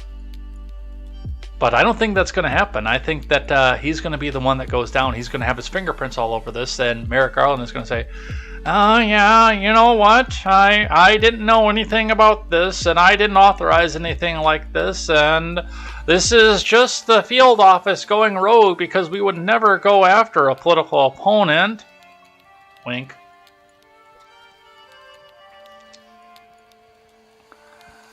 From the opposite side, from the New York Post, Trump team won't release the FBI warrant for Mar-a-Lago raid as judge weighs motion to unseal it. From Kelly Pattison and Stephen Nielsen. Former President Trump reportedly has no plans to publish a search warrant used to raid Mar-a-Lago on Monday, as the judge who approved the search considers a motion to unseal the document. The DOJ has said little publicly about the unprecedented raid on the former president, which is believed to be a part of an effort to retrieve presidential records that may contain classified information. Trump blasted the raid as a partisan surprise attack. Surprise! And political targeting at the highest level. "No, we're not releasing a copy of the warrant," NBC News quoted a source close to Trump as saying. His attorney, Christina Bobb, did not immediately respond to a request for confirmation from the Post. But the document may be released anyhow. U.S. Magistrate Judge Bruce Reinhardt, who issued the warrants, gave the Justice Department until 5 p.m. on August 15th to respond to a request to unseal the records from conservative transparency group Judicial Watch. In a court motion on Wednesday, Judicial Watch wrote that the public has an urgent and substantial interest in understanding the predicate for the execution of an unprecedented search warrant of the private residence of a former president. As of the filing of this motion, the group added, the public record consists solely of speculation and innuendo. Sounds like Mr. Reinhardt is trying to cover his own behind, is what it sounds like to me. Fox Business also reported Wednesday that Trump's legal team is considering legal action to force the DOJ to turn over a physical copy of the search warrant, the affidavit, and the complete inventory of what was taken in the Mar-a-Lago raid. It's unclear if Trump would publicly release those records. I think he's going to. I really do.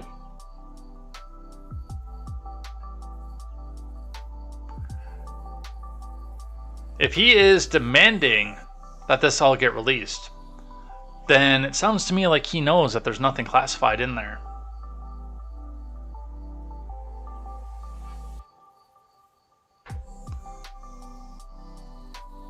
Members of Congress are also seeking answers about the raid, with Republicans led by House Minority Leader Kevin McCarthy vowing oversight hearings if they retake control following the November midterm elections. There's a lot of butt covering going on over here. As far as Trump releasing them, as we said when we talked in the Daily Wire article up at the top, it's not really clear if they have it or not. And given the fact that he's ordering the release, and yes, a lot of the armchair lawyers are saying, oh, he could release it at any time. Well, not if he doesn't have it. And I really do think, unless, of course, he does run into some classification issues by throwing out classified documents, I'm sure that he's got several lawyers and top secret people looking over this right now to see if he can release this or not. But I'm pretty sure under any normal circumstances, if he had a copy of it, it would be on the front page of True Social right now.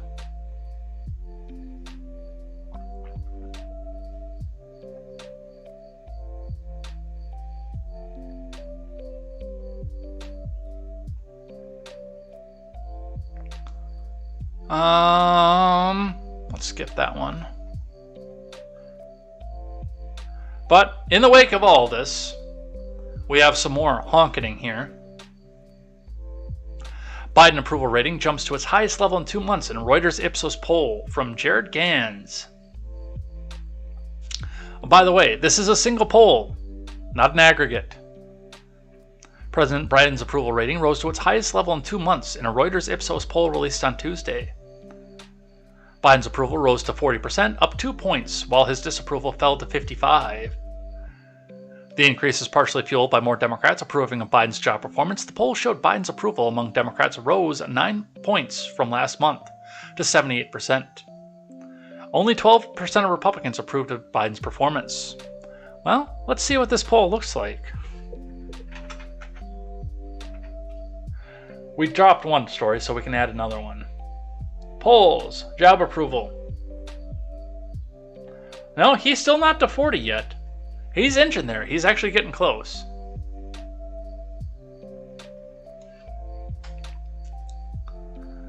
The average, 39.9 and 56.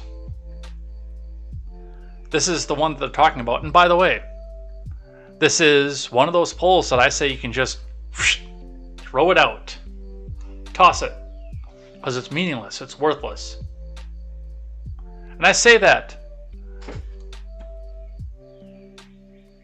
with a lot of ease, actually. I think that most of these are worthless. Any of them, when you look at the sample, if you go onto RCP or Economist or YouGov or 538 or anything else and you see the polls, any one of these with the A next to it, you can pretty much just throw that out. The RVs are the ones that you want to look at, the registered voters, which even Economist has a good one for him at 41. Rasmussen has him at 45, which Rasmussen is typically one of the more accurate ones based on what happens in reality when we go back and parse through the data. So Rasmussen has a decent number for Biden. I will admit to that. But the last registered voters poll from 8789 is 41-45. The Reuters is adults. Throw it out. But of course, we go back to RVs is the 39. 751 RVs is 38. That goes back into July yet at that point. But there is some motion in the polls. However, the Hill is lying to you. All right, last one on what's happening with Mar-a-Lago. FBI issues subpoenas or paid visits to multiple Republican lawmakers. Report. Yes, this is all about political power at this point, from Ryan Saavedra. Federal law enforcement officials reportedly delivered subpoenas or paid visits to several Pennsylvania Republican lawmakers this week following their raid on former President Trump's Florida residence at Mar-a-Lago. Penn Live reported that at least some of the state lawmakers who received subpoenas were told that they were not the targets of the investigation.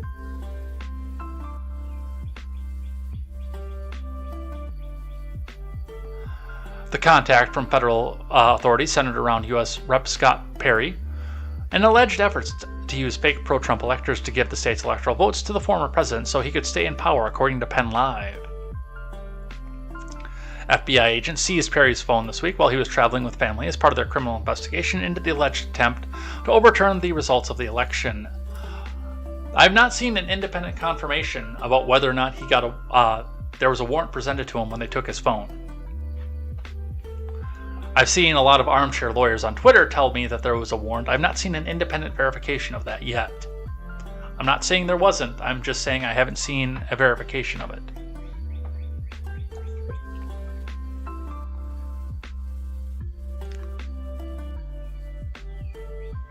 FBI agents took numerous boxes of documents. Yeah, we talked about that. But they are going... They're looking for people. And again, this is all about political power.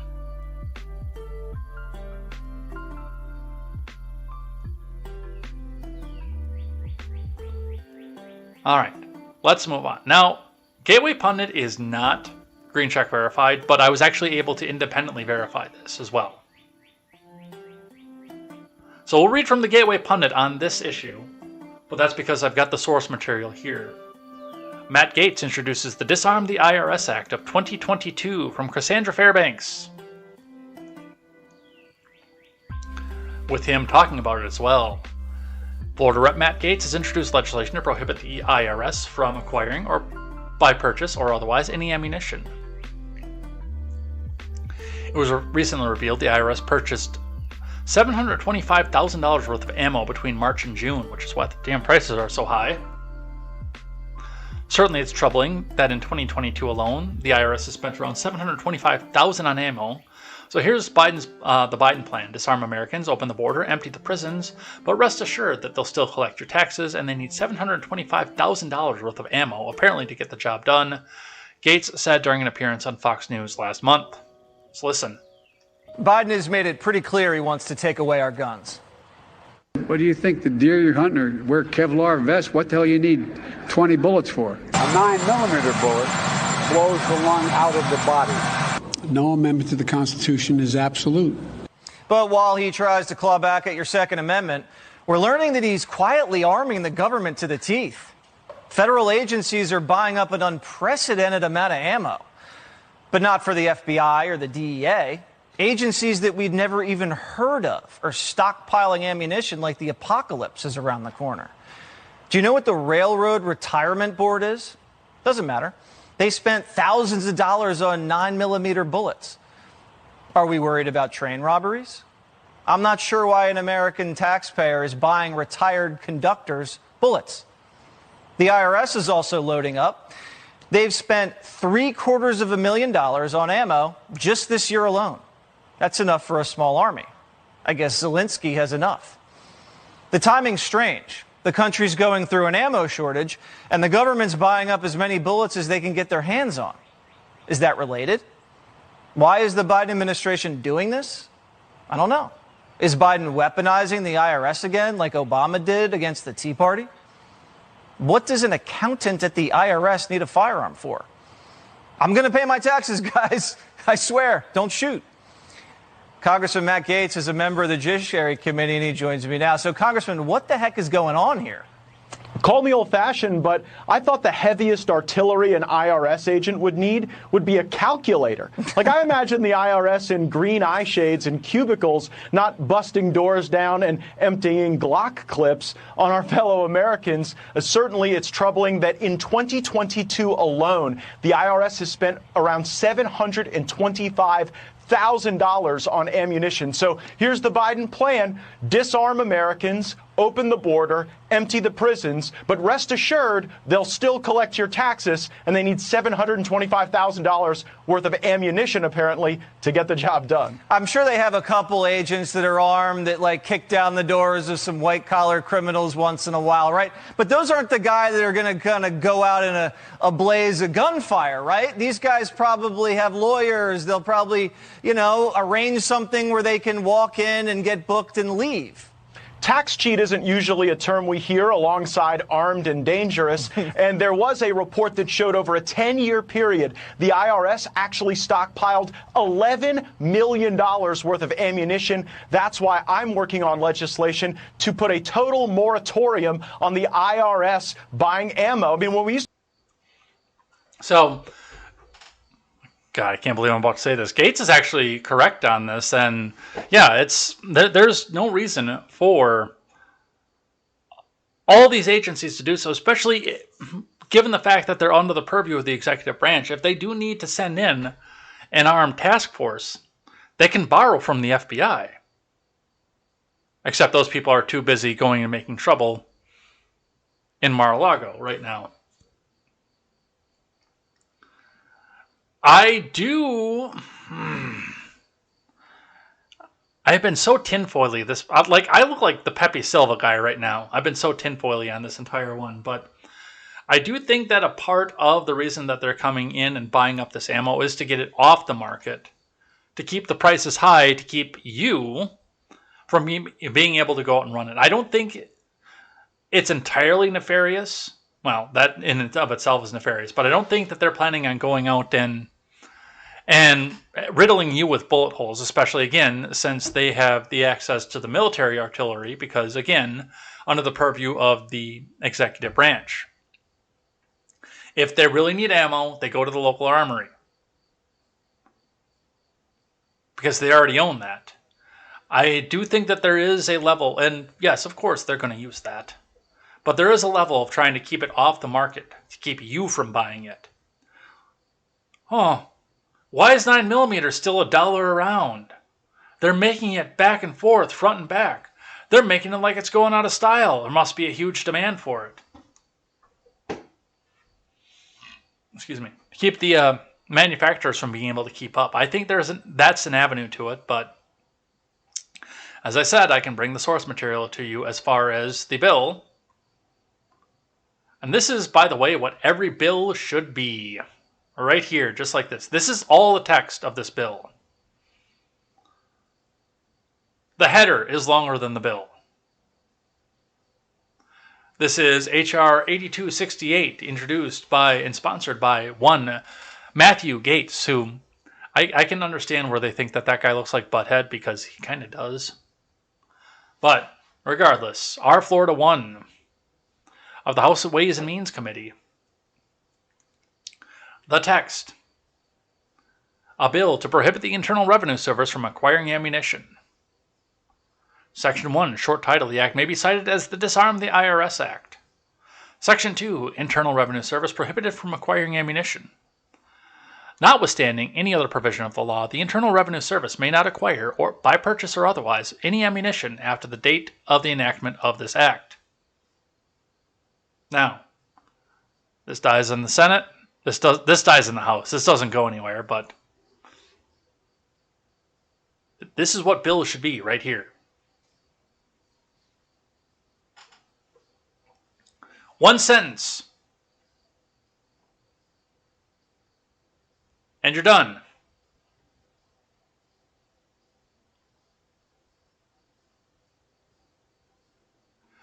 Speaking of the IRS,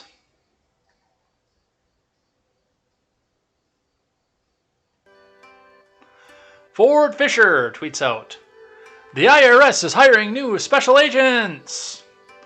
Requirements include working minimum 50 hours per week, which may include irregular hours, be on call 24/7, including holidays and weekends, and carry a firearm, and be willing to use deadly force if necessary. And here are the major duties. He screenshotted them, but we'll actually look at it, so we can say that this wasn't doctored, and I have it from the official IRS site. Major duties: adhere to the highest standards of conduct, especially in maintaining honesty and integrity. That kind of goes counter to the federal government. Work a minimum of 50 hours per week, which may include irregular hours, and be on call 24/7, including holidays and weekends.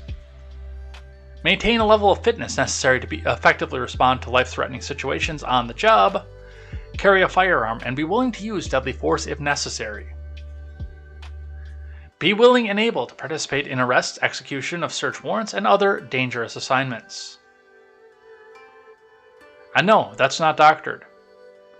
And by the way, I will put the link in the chat. If any of you would love to go work for the federal government and be an IRS agent, although I'm pretty sure most of you are disqualified for having views counter to the narrative, you can go and apply. IRS careers, IRS criminal investigation special agent. We are hiring special agents now. Click here to apply today. Who are we? Criminal investigation is the law enforcement branch of the IRS. Our mission is to serve the American public by investigating potential criminal violations of the Internal Revenue Code and related financial crimes in a manner that fosters confidence in the tax system and compliance with the law. Here are your key requirements. 1. Be a U.S. citizen. Wow, isn't that bigoted?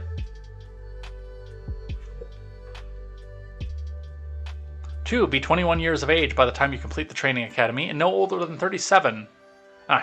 Crap, I'm out of it. At the time of appointment. Well, that knocks me out. Qualify based on education, specialized experience, or a combination of the two. Possess a valid driver's license. Pass a background and criminal history check. Pass a pre-employment medical exam. Pass a drug test. Pass a pre-employment tax exam, and be legally allowed to carry a firearm.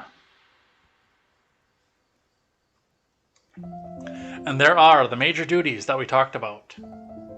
Adhere to the highest standards of conduct, especially in maintaining honesty and integrity. Work a minimum of 50 hours a week, which may include irregular hours, and be on call 24/7, including holidays and weekends. Maintaining the level of fitness necessary to effectively respond to life-threatening situations on the job. Carry a firearm and be willing to use deadly force if necessary, and be willing and able to participate in arrests, execution of search warrants, and other dangerous assignments.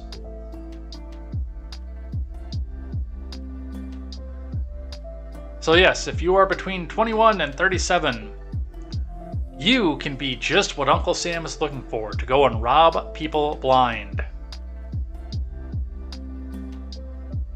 At gunpoint, actually.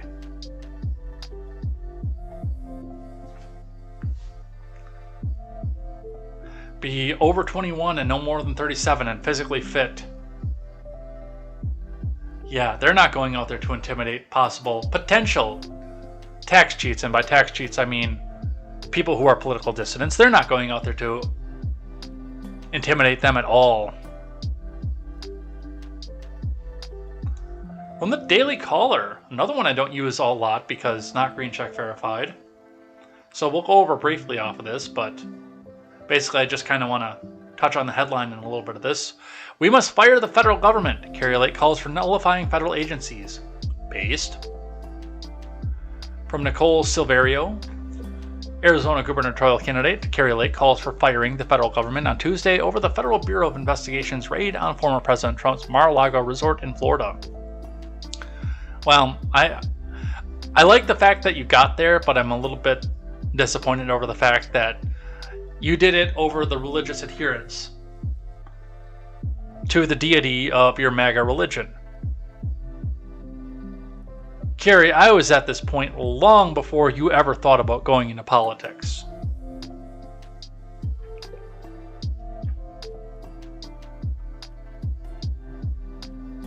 Full statement. Statement on the raiding of President Trump's Mar-a-Lago home. This is one of the darkest days in American history, the day our government, originally created by the people, turned against us. This illegitimate, corrupt regime hates America and has weaponized the entirety of the federal government to take down President Trump. Our government is rotten to the core. Those tyrants stop. Did Carrie Lake write this or did Ron Helton write this? Our government is rotten to the core. These tyrants will stop at nothing to silence the patriots who are working hard to save America. This is an incredibly horrendous abuse of power. If we accept it, America is dead. We will not accept it. The 10th Amendment can and will save our republic, and the roads to stripping the feds of power travels right through Arizona.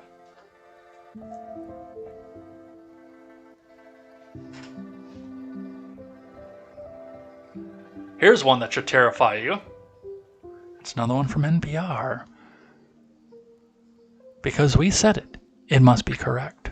So just accept it and go in and tell your local magistrate that national popular vote should be the only way to decide U.S. presidents, because it keeps people that we have railroaded out, and it makes sure that places like Wyoming and Nebraska get no say in this. And only the important people of the communist places like New York and California get to decide the president. Most Americans support using the popular vote to decide U.S. presidents, data shows. This is from Iona Archie, and hit that donate button once again to make sure the communism can spread throughout America. National Progressive Radio, let's see what they have to say.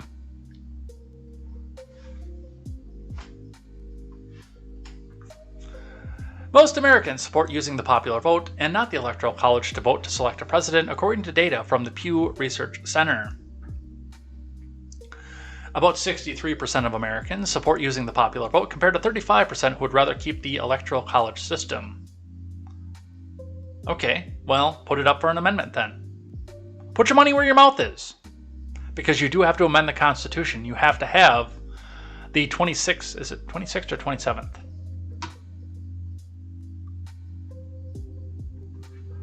I know we know the 25th. I think there's a 26th still. How many amendments are there?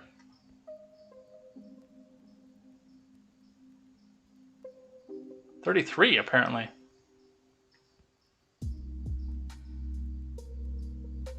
$27 have been ratified. What is the 27th? I know it's late. Yeah, the Bill of Rights that was all ratified in 1791. There's the 19th. There's KTZed's favorite.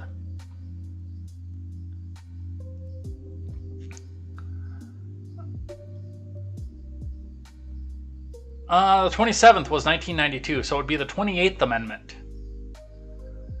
So, if this is how you feel about this, because a poll on NPR doesn't mean crap. Get your representatives to propose it in Congress, pass it in Congress, pass it in the Senate, get it at the president's desk to sign, pass it back through both chambers of Congress, send it out to the states, see if you can get 33 of them to sign on to it, because you need 2/3 of the states.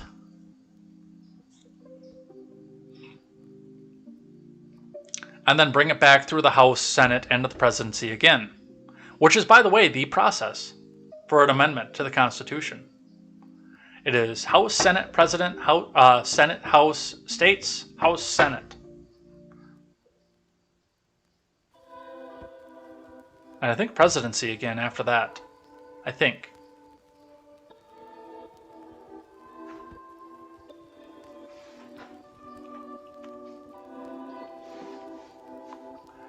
Approval for the popular vote is up from January 2021, when 55% of Americans said they backed the change. 43% supported keeping the Electoral College at the time. Opinions on the systems varied sharply. According to political party affiliation, 80% of Democrats approve of moving to the popular vote system, while 42% of Republicans support the move, though many more Republicans support using the popular vote system now than after the 2016 election, when support was at 27%. I doubt that highly. There's also an age divide. 7 out of 10 Americans from ages 18 to 29 support using the popular vote, compared to 56% of Americans over 65 years old. Oh, you don't say! 3/4 of the people that you indoctrinated in the public school system to hate Bush, and then now love Bush and hate Trump, support using the popular vote? I'm shocked!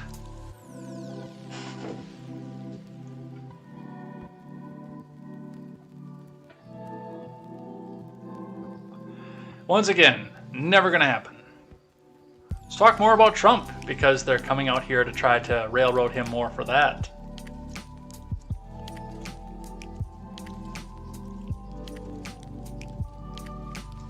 Trump repeatedly pleaded the Fifth in hours-long deposition for New York AG probe sources. From John Santucci and Aaron Katursky. Donald Trump on Wednesday invoked his Fifth Amendment protection against testifying. Oh, he's guilty! He's guilty! He said the Fifth! He's guilty! Oh, he's guilty as sin!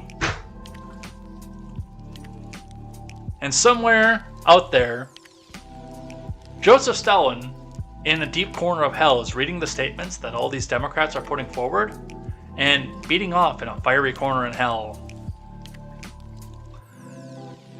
Because not even he could Stalinize Russia the way that the American left has Stalinized.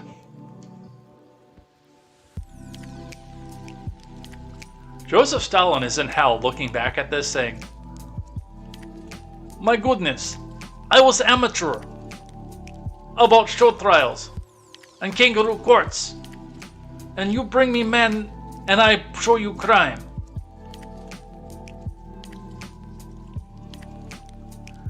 I could not perfect it the way American left can do it."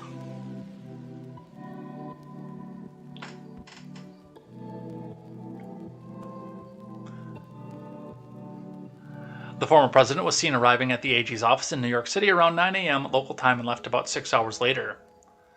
A source with knowledge of the matter confirmed to ABC News that Trump declined to answer questions from investigators in the deposition, and the source said it's unlikely he will return for any additional questions. Good. Screw the AG. If she has the goods on him, she can do it without his deposition, as prescribed by the Constitution of the United States of America.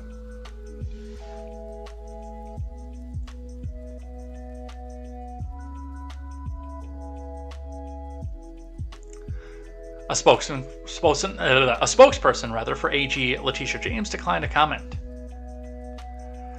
Sources say the only question Trump answered was when Kevin Wallace, a lawyer in James' office who had been leading the investigation, asked his name. Otherwise, he invoked the fifth each time.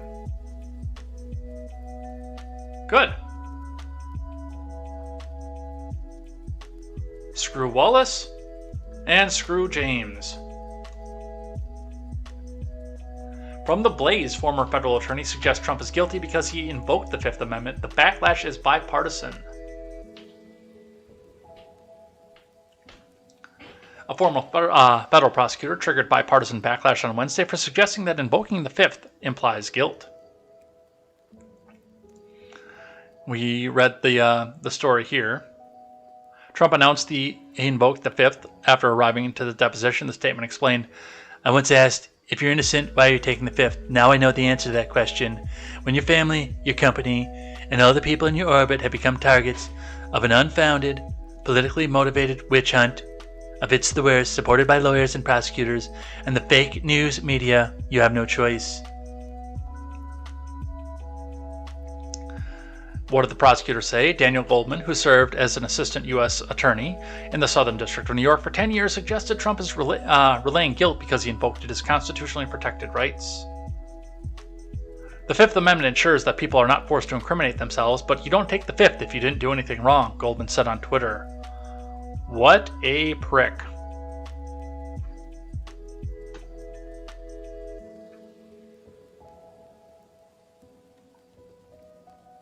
What was the response?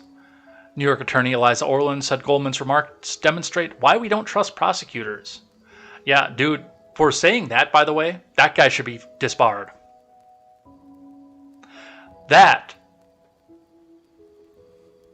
A statement like that should be evidence that this person is not practicing law by the prescription of the Bar Association for wherever he comes from. Now, I do actually question where he's from.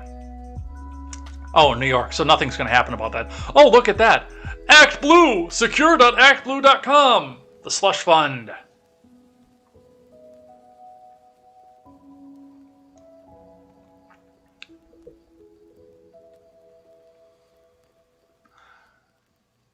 They lie through their teeth and they don't operate in the best interests of the people they're alleging to represent, Orland said. There's nothing incriminating about taking the Fifth. It's a right that every American, yes, including terrible former presidents, has and should use. Assistant Attorney General Jeff Clark, who served in the Trump admin, called Goldman's remarks a disgraceful position. Contrary to the Constitution, contrary to the Supreme Court Fifth Amendment jurisprudence, an indication that any oaths you took while in the federal government were a farce, Clark said. No way you'd be saying this if it were the Clintons or the Bidens. Law reporter Chris Geidner, himself a lawyer, said Goldman's remarks prove why America needs fewer prosecutors in power. For the record, crap like this is why I talk so much about needing more former public defenders and fewer former prosecutors on the bench, Geithner tweeted. Yeah, I would go as far as to say that any lawyer, especially, and that moron Tristan Snell, too, is another one that does this all the time, who says that pleading the fifth is an automatic denotation of guilt, should be disbarred immediately. Now, of course, again, this is New York, so nothing's going to happen, because it's run by the mob, and the mob happens to be run by Kathy Hochul, who is a partisan hack.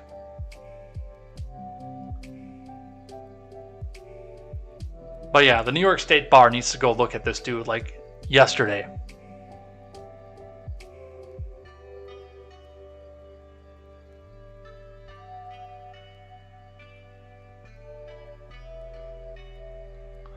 Alright, what else do we have? We are running up on the clock, as usual, because there's so much to this Mar-a-Lago saga that just keeps getting worse and worse and weirder. And like I said, Garland is probably doing what's in his best interest by staying away from this. Let's do this Kinzinger one, and then I think we'll do a thing I like and thing that I hate. No, I got a Lips of TikTok video. I got a couple Lips of TikTok videos.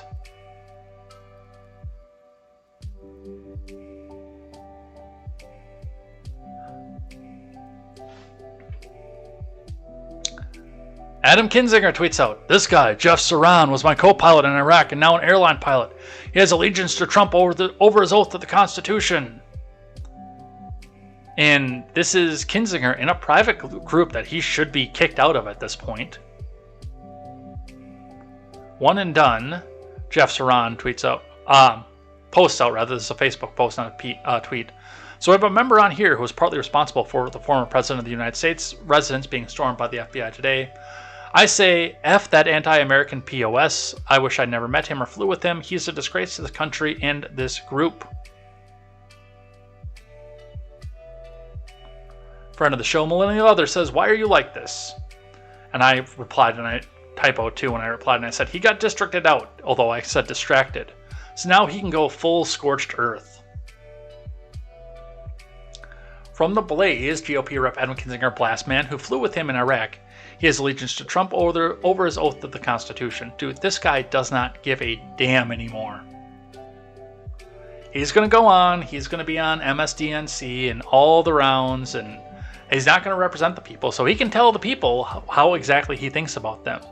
And he paid a lot of lip service for 12 years, like, I'm the champion of the people. I am a good, principled conservative. And now it's like, you're a Republican, you're a rube. And I've always thought you were, but now I don't have to fight for your vote anymore.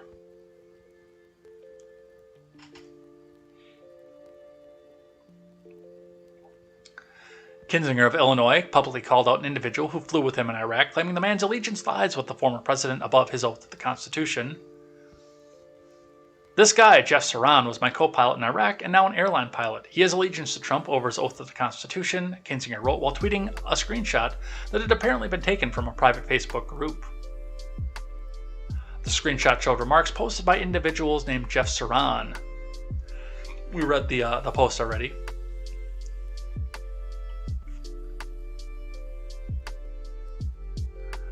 Let's see. Isaac Shore of the National Review remarked regarding Kinzinger's post, "This is an insane thing for a congressman to tweet. A sitting member of Congress takes to Twitter to earmuffs, everybody. If you got the kids in the room, earmuffs, because I'm going to just quote this one. A sitting member of Congress takes to Twitter to bitch about a former colleague bitching about him. This is high school level drama. Work it out in private." IMG content manager Beth Bauman tweeted in response to Kinzinger's post. "Why are you airing something a regular Joe Blow posted in a private group out in public?" Chuck Ross of the Washington Free Beacon asked. Well, because he doesn't care. Again, he can't go back into office. He got districted out, and the two districts around him were solid blue. So when they merged them out together, his district is gone, and there's no chance for a Republican candidate anywhere.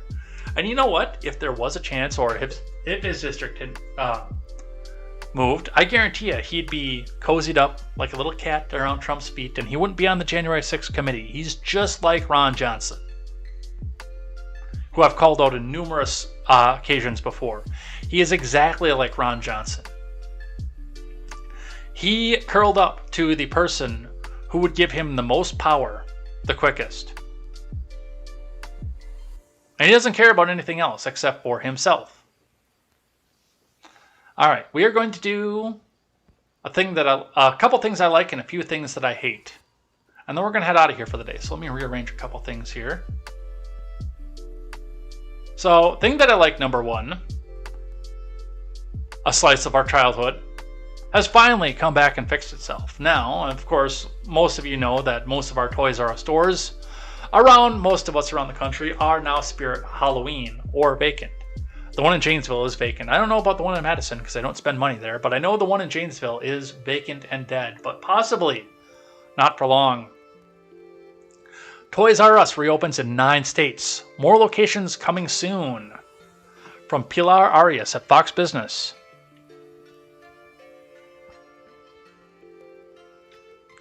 Toys R Us, the beloved children's toy store, is officially back inside Macy's locations in 9 states with more coming soon. Oh, so they're not going to be doing standing alone. They're just going to be inside of Macy's. The retailer did a Christmas in July type announcement saying all locations will be complete by October 15th, just in time for the holiday shopping season. Current locations are in California, Georgia, New Jersey, Illinois, Nevada, Louisiana, New York, Maryland, and Missouri. According to the Macy's website, the additional locations opening soon across the country are listed as well. The in-store shops range from 1,000 square feet to up to 10,000 square feet. Larger locations, dubbed the flagship locations, will be in Atlanta, Chicago, Honolulu, Houston, LA, Miami, New York, and San Francisco. It's a start. I do wonder what they're going to do with the one in Janesville, because it's still marked clearly as a Toys R Us.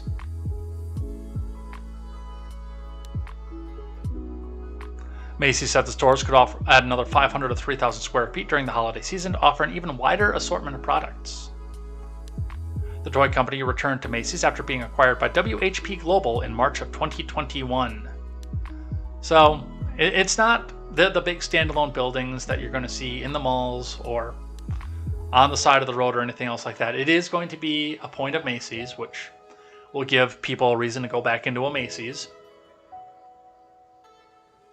But it's a start, and it's a way to be easy to go pick up a last-minute gift for a niece or a nephew, or your kid for that matter. I don't have kids, so for me it's a niece and a nephew. And it's a slice of our childhood as well.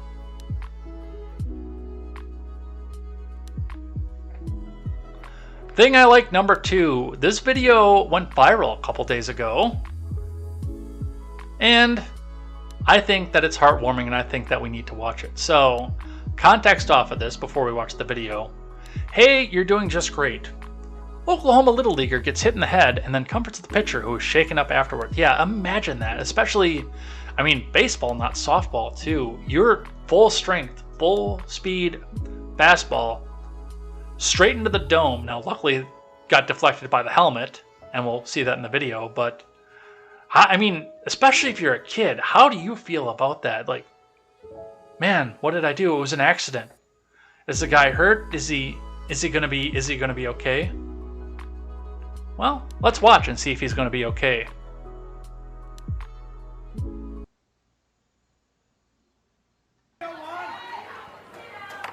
Oh, look out. Let's back that up just because of where I had that off. Oh, look out.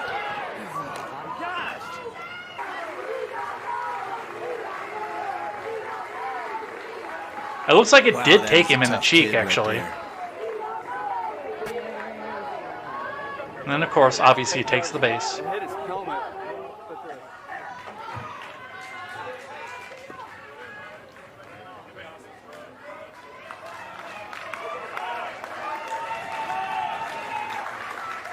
So this is really cool because as a pitcher, Bubs looks shaken up right now because of what he did. And look at Zay Jarvis. This is such great sportsmanship. He wants him to know that it's okay, that he'll be fine. Hey, bub. Look at me. Look at me. You're all right. Amazing. You're all right. Look at me. Hey, look. You can do it. I'm not crying, you're crying. Oh, Yeah, just the sportsmanship on that. That's... I mean, sometimes we get so into team sports, and there's, especially over on Twitter, the dumpster fire over there, where we get so entrenched into our beliefs that we look at anybody who's on the opposite team as an enemy. And just to see these guys, especially a guy who just got nailed in the head by a fastball that was probably going at least 30. I didn't have the radar on it, but I mean, this kid is clearly shaken, and the guy's up here like, hey man, it's okay. I lived. You'll be fine. We need more of this in the world. We need way more of this in the world. A lot more of this.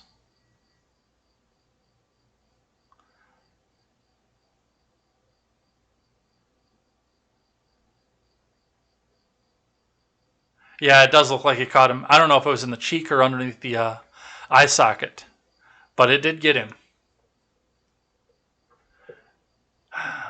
All right, after all that heartwarming, now for a couple things that I hate.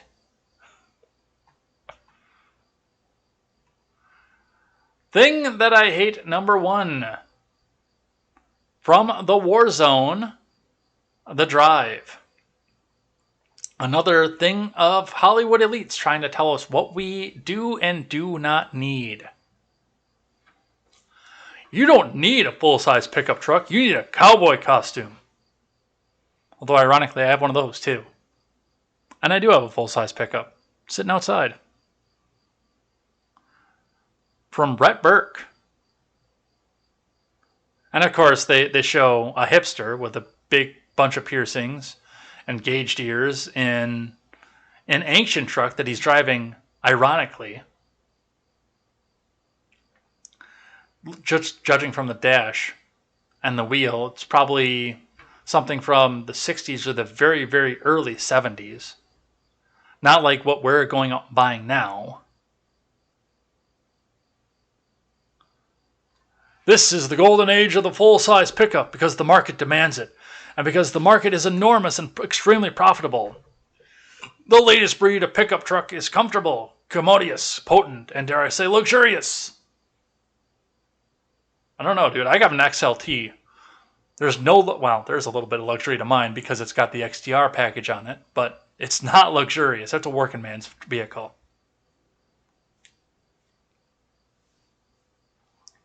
The Ford F-150, Chevrolet Silverado, and Ram 1500 are respectively the top-selling vehicles in America. And with their Brobdingnagian, geez, how much did that word cost you? Scale, applique steer horns, remotely erecting towing hitches, and power-opening tailgates that drop like the rear flap on a cowpoke's union suit. Ew. Pickup trucks may be the greatest example of overcompensation ever invented. If you look at pickups objectively, it's a stretch for a country raised on like a rock ads. They also are kind of ruining the world. They're a grotesque addiction, and our unslakable thirst for them is irrational. Americans are batshit for pickup trucks. Last year, in a new vehicle market that was basically flat, full-size truck sales grew to nearly 2.5 million units if you include so-called mid-size trucks, many of which are no longer than full-size trucks of just 5 years ago. That's a lie. And sales of which increased 15% in 2018. That number rises to nearly 3 million. That's more than 1 out of every 6 new vehicles sold in 2018. And this doesn't even take into account truck or car-based SUVs. Taken all together, these vehicles now make up 7 out of 10 American vehicle sales. Where can you still find a truck-based SUV? They're all crossovers at this point. Even the Blazer doesn't have a full frame underneath it. Despite all the market affection, people do not love their trucks as much as you expect. We run a metric each year called the most loved vehicles when it comes to the emotional connection that trucks create. It isn't as strong as some other vehicles out there, says Alexander Edwards, president of automotive research and consulting firm Strategic Vision, which conducts an in-depth annual 250,000-person psychographic new vehicle owners survey. Is this guy getting paid by the word? People love trucks. They name their trucks, but they're not necessarily more loved than a Honda Civic or a Toyota Sienna.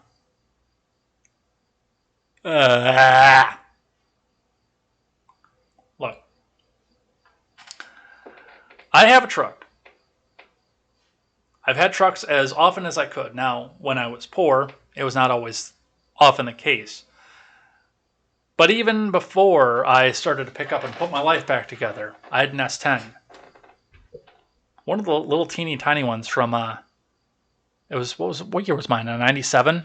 I've had a 90. I've had a couple of different S10s before in my life.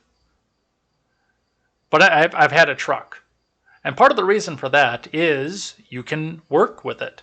Now, because of the nearly 20 miles per gallon that I get out of my full-size pickup, I can still use my truck as a daily driver, going back and forth to work, commuting. It's a bit expensive if the commute gets long, but for the most part I can sit back and use it as a commuter vehicle all the time. But also, get into the truck, put a load of rock in the back, or a load of patio stones to go build a fire pit around a certain Georgia Peach's backyard and her husband's backyard. I can do that, and rather than carrying all those blocks all the way back by hand from where they were, we can load 1,000 pounds of them into the bed of a pickup truck and bring them back and do it that way. It's versatile for me. In a situation where I can really own one vehicle, I can go from driving back and forth mode to work mode in a second. Load it up with some scrap metal, bring it over to the recycling center, load it up with dirt, do some gardening. I understand and realize that not all people who drive trucks do them, but around here in rural Wisconsin, it is a situation in which, yes, they do come back and they load it up. It can be used for work or play at a moment's notice, or just your regular commute. And there are a lot of other people too. The man I call my brother has a full-size pickup. He's got a 3/4 ton, or at least the last I knew. I haven't seen him for a while. But typically when he goes back and forth to work, because he is in a situation where he can have multiple vehicles, he drives some compact back and forth. But he still has his truck sitting out there ready to go and haul a camper or haul steel or haul car parts or anything else that he needs to at a moment's notice. He just goes inside, grabs a different key, walks back outside and starts up his truck. So no, I don't need the people of the drive telling me what it is that I can and cannot buy or what I shouldn't buy. I know what my lifestyle entails, and I know how often I can be with somebody where they're like, oh, cool, you have a truck? Let's go put it to work. There are a lot of people who wish that they had a truck because they can sit back at a moment's notice like I can and convert it into a work vehicle. And again, the XLT tag on my full-size truck does tell me that it is a working man's vehicle, which is why I only paid $16,500 for it.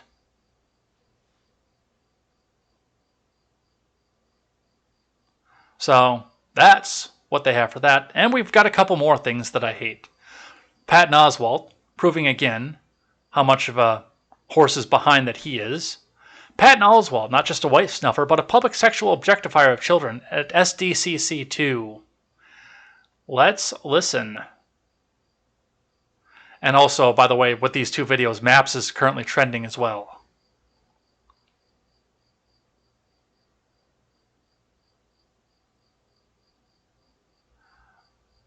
Oh, are you not going to load for me now? You jerk.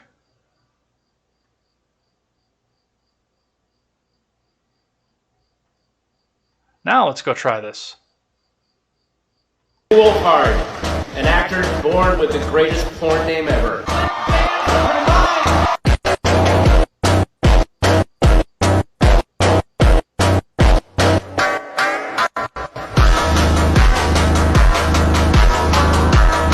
Wolfhard. I do want to know how old this kid is. Finn Wolf.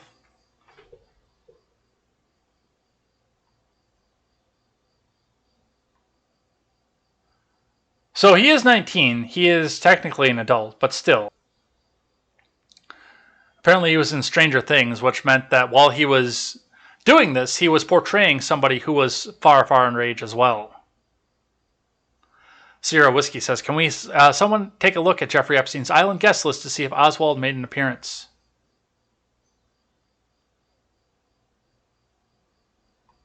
And I don't know when this was, by the way, either. The tweet was marked as August 10th, so...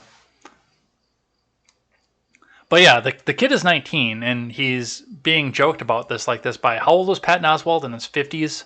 Maybe 60? Thing that I hate, number 2. Because of course it's libs of TikTok. Licensed counselor and sex therapist advocates for MAPS. She says they're vilified and marginalized. Good. And shouldn't be referred to as pedophiles. Folks, my name is Miranda. I use she, her pronouns, and I'm a licensed professional counselor and sex therapist in Erie, Pennsylvania. And today I want to talk about minor attracted persons. And I want to talk about minor attracted persons because they are probably the most vilified population of folks in our culture. And most folks are making incorrect assumptions about them without actually knowing much about them. And those assumptions create harm for an already marginalized population. You may have noticed that I'm using the term minor attracted persons, sometimes abbreviated to MAPS, instead of the more commonly used term pedophile. And I'm doing this because the term pedophile has moved from being a diagnostic label to being a judgmental, hurtful insult that we hurl at people in order to harm them or slander them. I also prefer person-first language that recognizes that any label we might apply to a person is only part of who they are and doesn't represent everything that they are. We are all people first with many different facets or parts of ourselves, and this includes folks who are attracted to minors. So to start with, let's talk about what a minor attracted person is, or who they are. This term simply means that the person has an enduring sexual or romantic attraction to minors.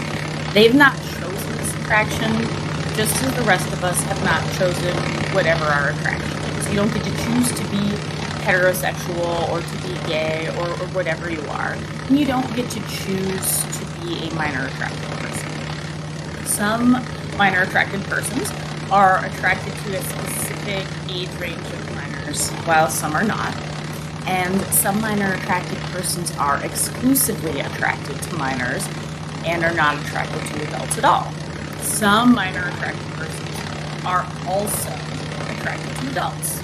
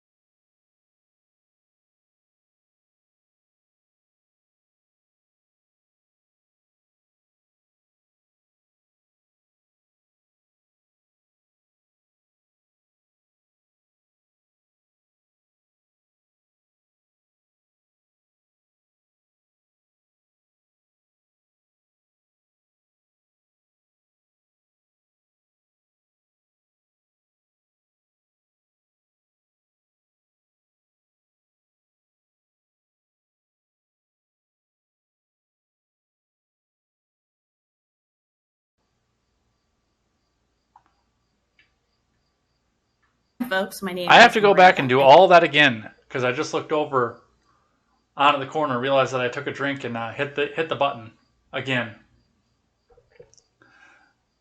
while I was typing. Yeah, this woman, just go back.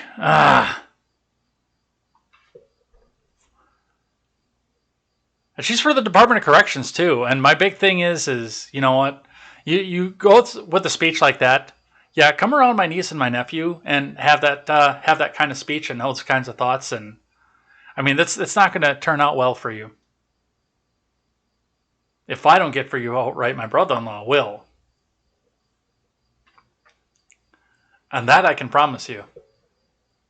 And by the way, this woman isn't just a private practice therapist. She works for the state in the Department of Corrections. So now she's going to go tell these heavy-breathing fun seekers that everything that they're attracted to is okay. And they're good people, and just go back out into the world and you'll be fine. And then they'll think that they can actually get within 15 feet of a school.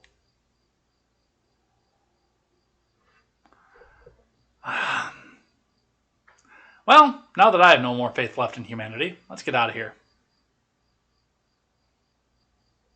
Where's my outro? And of course, it's the shaved bald and the problem glasses too.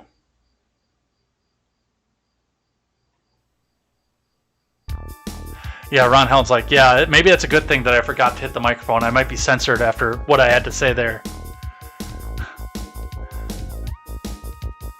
Alright, with that, we are going to head out of here for the day. Thanks everybody who came by and chatted with the live chat. Good busy live chat today. We will be reading some of the live chat here tomorrow, plus the names of everybody who chatted in the live chat right here, ready to go. So, we'll have that conversation and we'll go talk tomorrow. We won't go as late tomorrow because I know that we're running really, really late right now. But come back here, join us here at 7:30 a.m. tomorrow morning for more contemporary. We will see if we can clear off the rest of these tabs tomorrow. I don't know if we will or not because, you know, they're going to keep jumping and dumping more stuff onto us, especially with the Mar-a-Lago thing. But hey, maybe we'll have a slow news day over the next 24 hours and we'll be able to finish it all off. Cross his fingers, here's hoping. But come back here. The only way you'll know is if you're here 7:30 a.m. Central Time tomorrow morning for more contemporary. Stick around if you're ready for the raid. We will see you. Excuse me, I got hiccups there. We will see you here next time for more contemporary. And until then, I am Jay Edgar, and this is Contemporary. Take care.